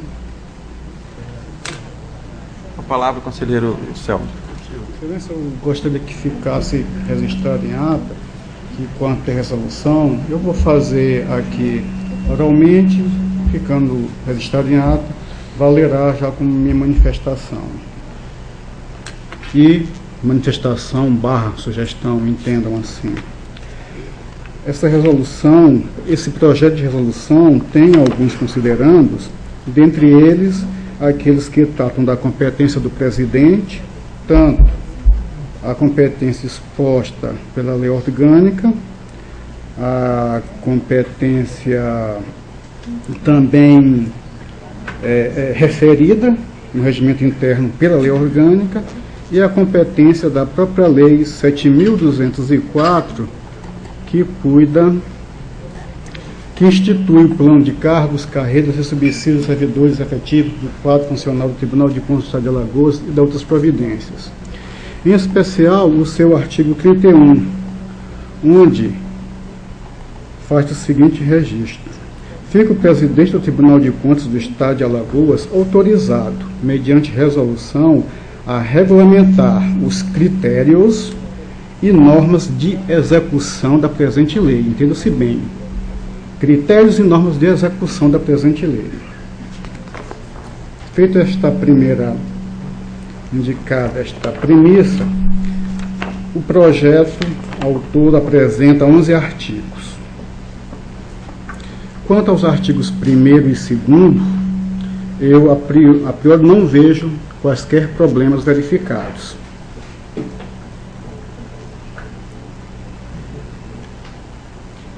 Quanto aos artigos 3º, 4º, 5º, 6º e 7º, entendo que esses artigos todos, se não por nada, mas pelos princípios da tipicidade, da legalidade, da segurança jurídica, deveriam ser matéria de lei, instrumento normativo. Por quê? Porque fixam esses artigos atribuições de cargos.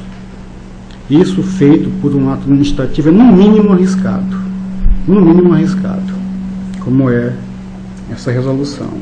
E entendo que o artigo 31 desta lei não oferece esta competência para o gestor desta casa em fixar, através de ato administrativo, atribuições de cargos públicos.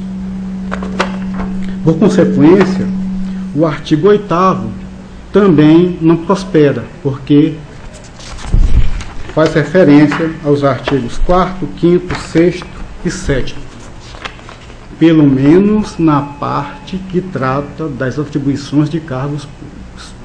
Cargos efetivos, fique taxado.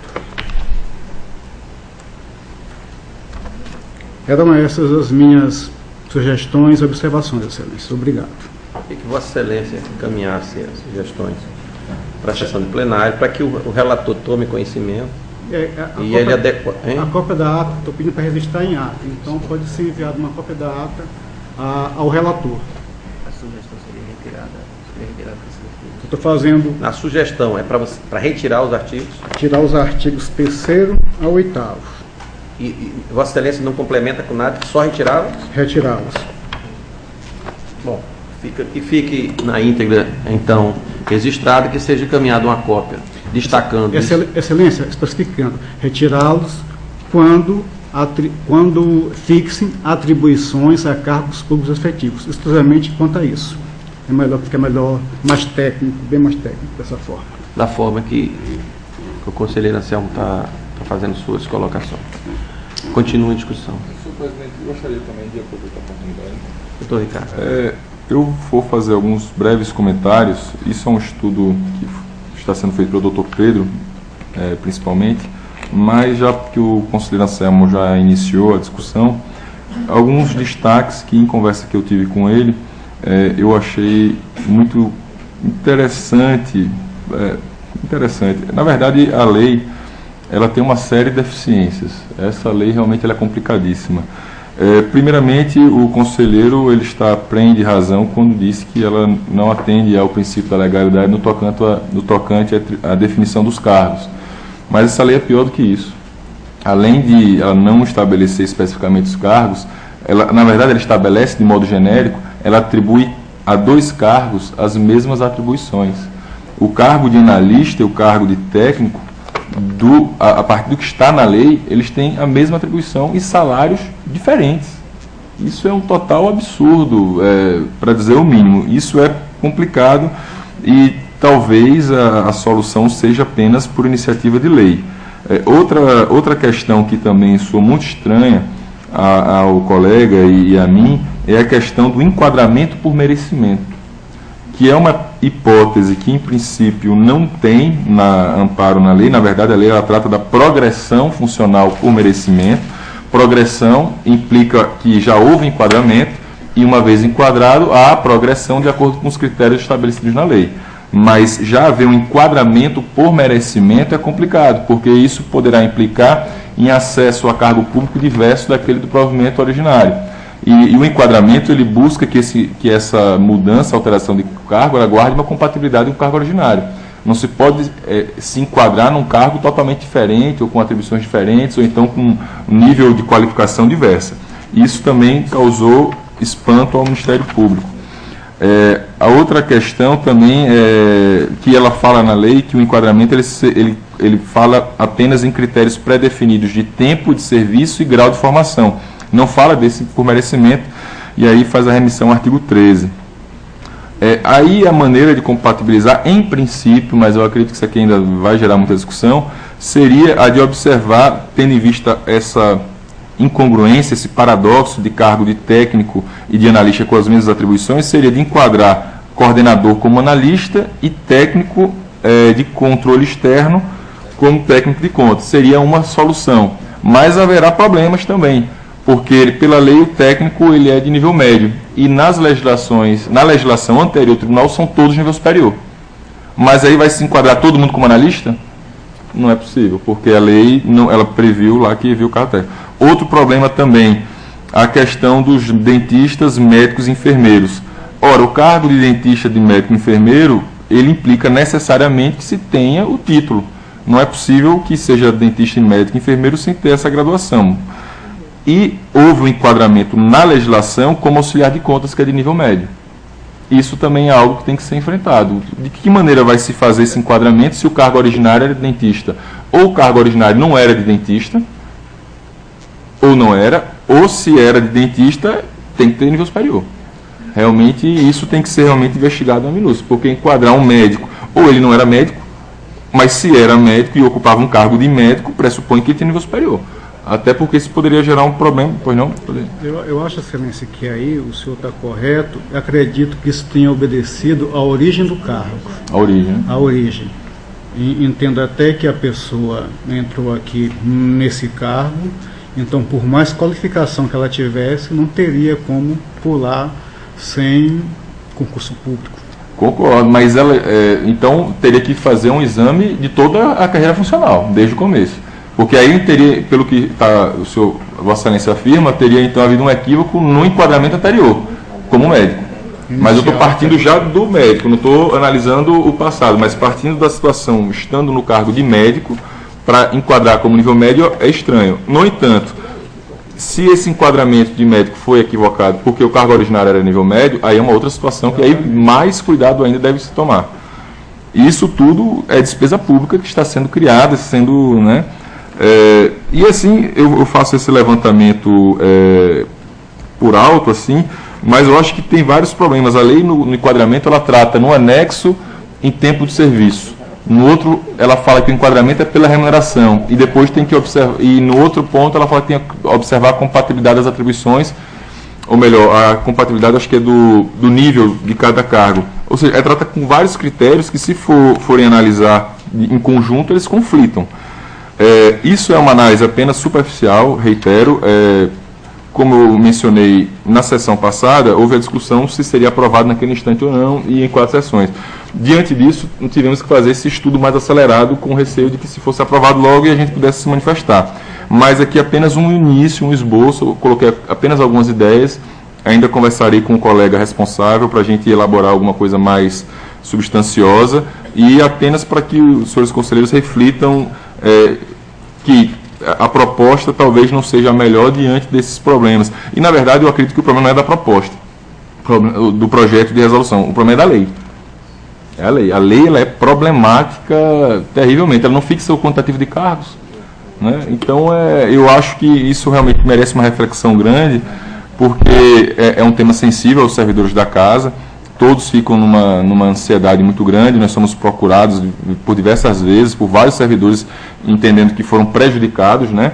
E diante do que foi colocado, a gente fica numa situação difícil, porque a lógica, né, e aquilo que a gente aprende nos livros é que o enquadramento ele tem que observar as exigências do cargo inicial. Se ele ingressou por nível médio, ele tem que enquadrar no nível médio. Mas aí tem servidores que, por incorporar algumas funções e gratificações, tiveram um enquadramento num cargo de nível superior. Isso não pode acontecer. Se era nível médio, tem que continuar nível médio.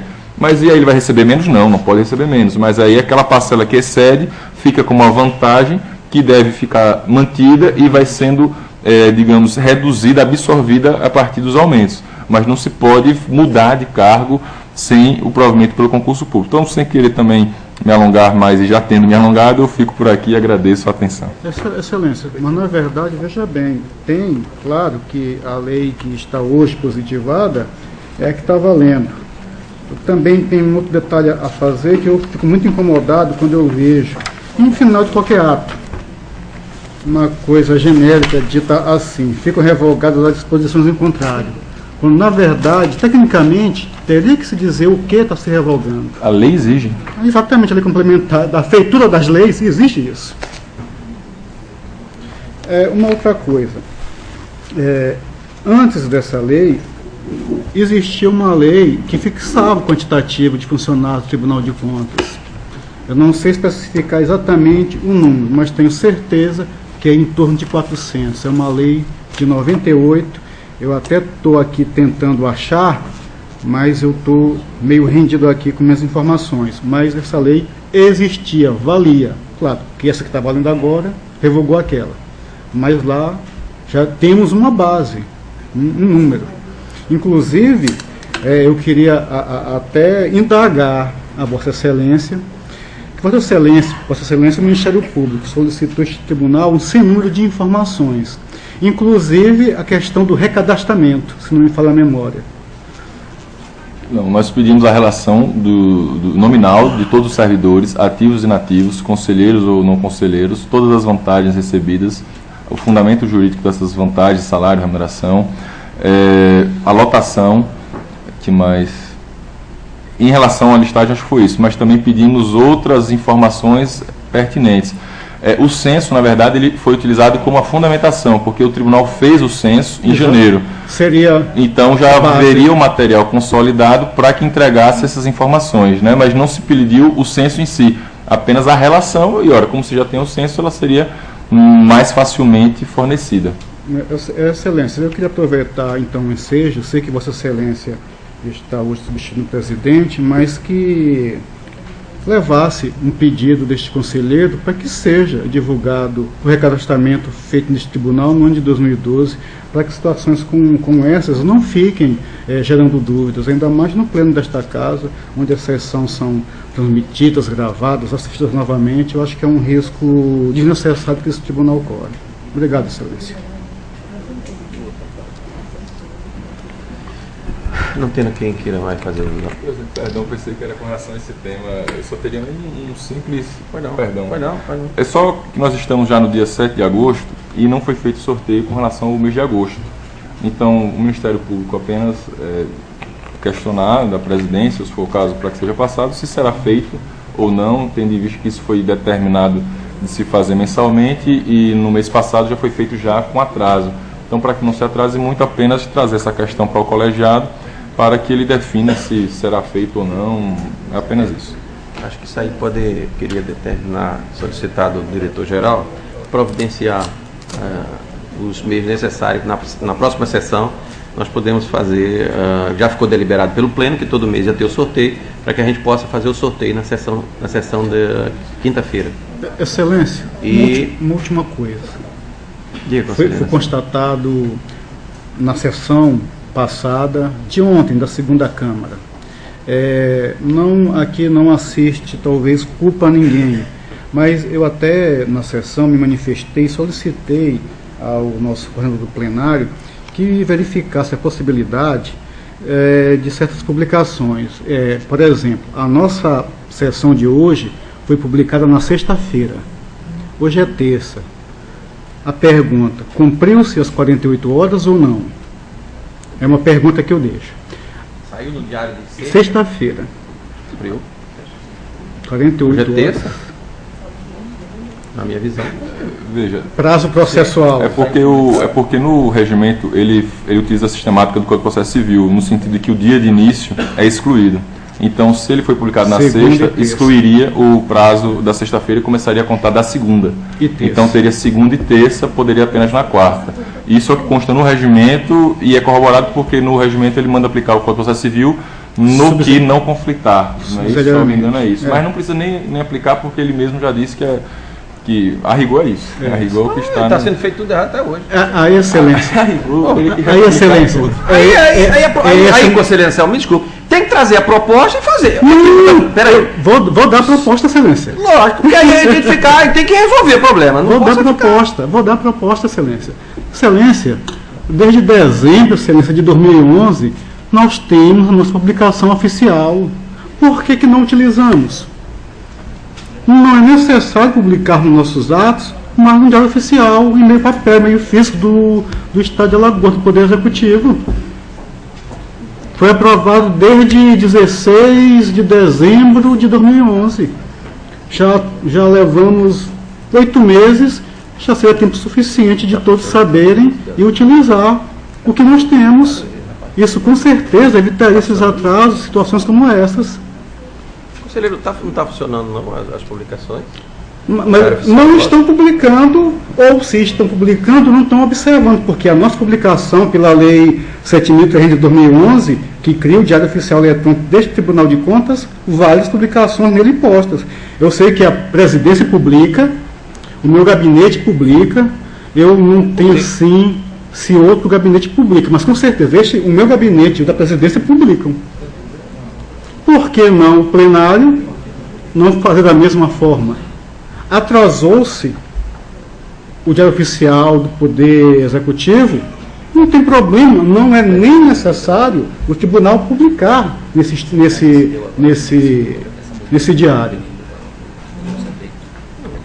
Isso evitaria essas falhas que são perfeitamente, de forma bem séria, resolvidas. É isso, Excelência. Obrigado. Bom, irei levar, obviamente, essas colocações para o presidente, para que ele possa deliberar, mas de antemão já com relação à proposta de resolução que está sendo colocada já nas 4 sessões, é importante que o plenário forneça o mais rápido possível a cópia da ata na íntegra, essa parte tem que ser na íntegra, para que o relator possa analisar o que foi dito aqui com relação se tira alguns itens, se põe, ou se ele tem convicção e ele vai e traz para o debate para manter o que ele está sendo sugerido por ele, ou para que a gente possa, nas outras sessões, vir já com as observações que o relator achar que merece fazer.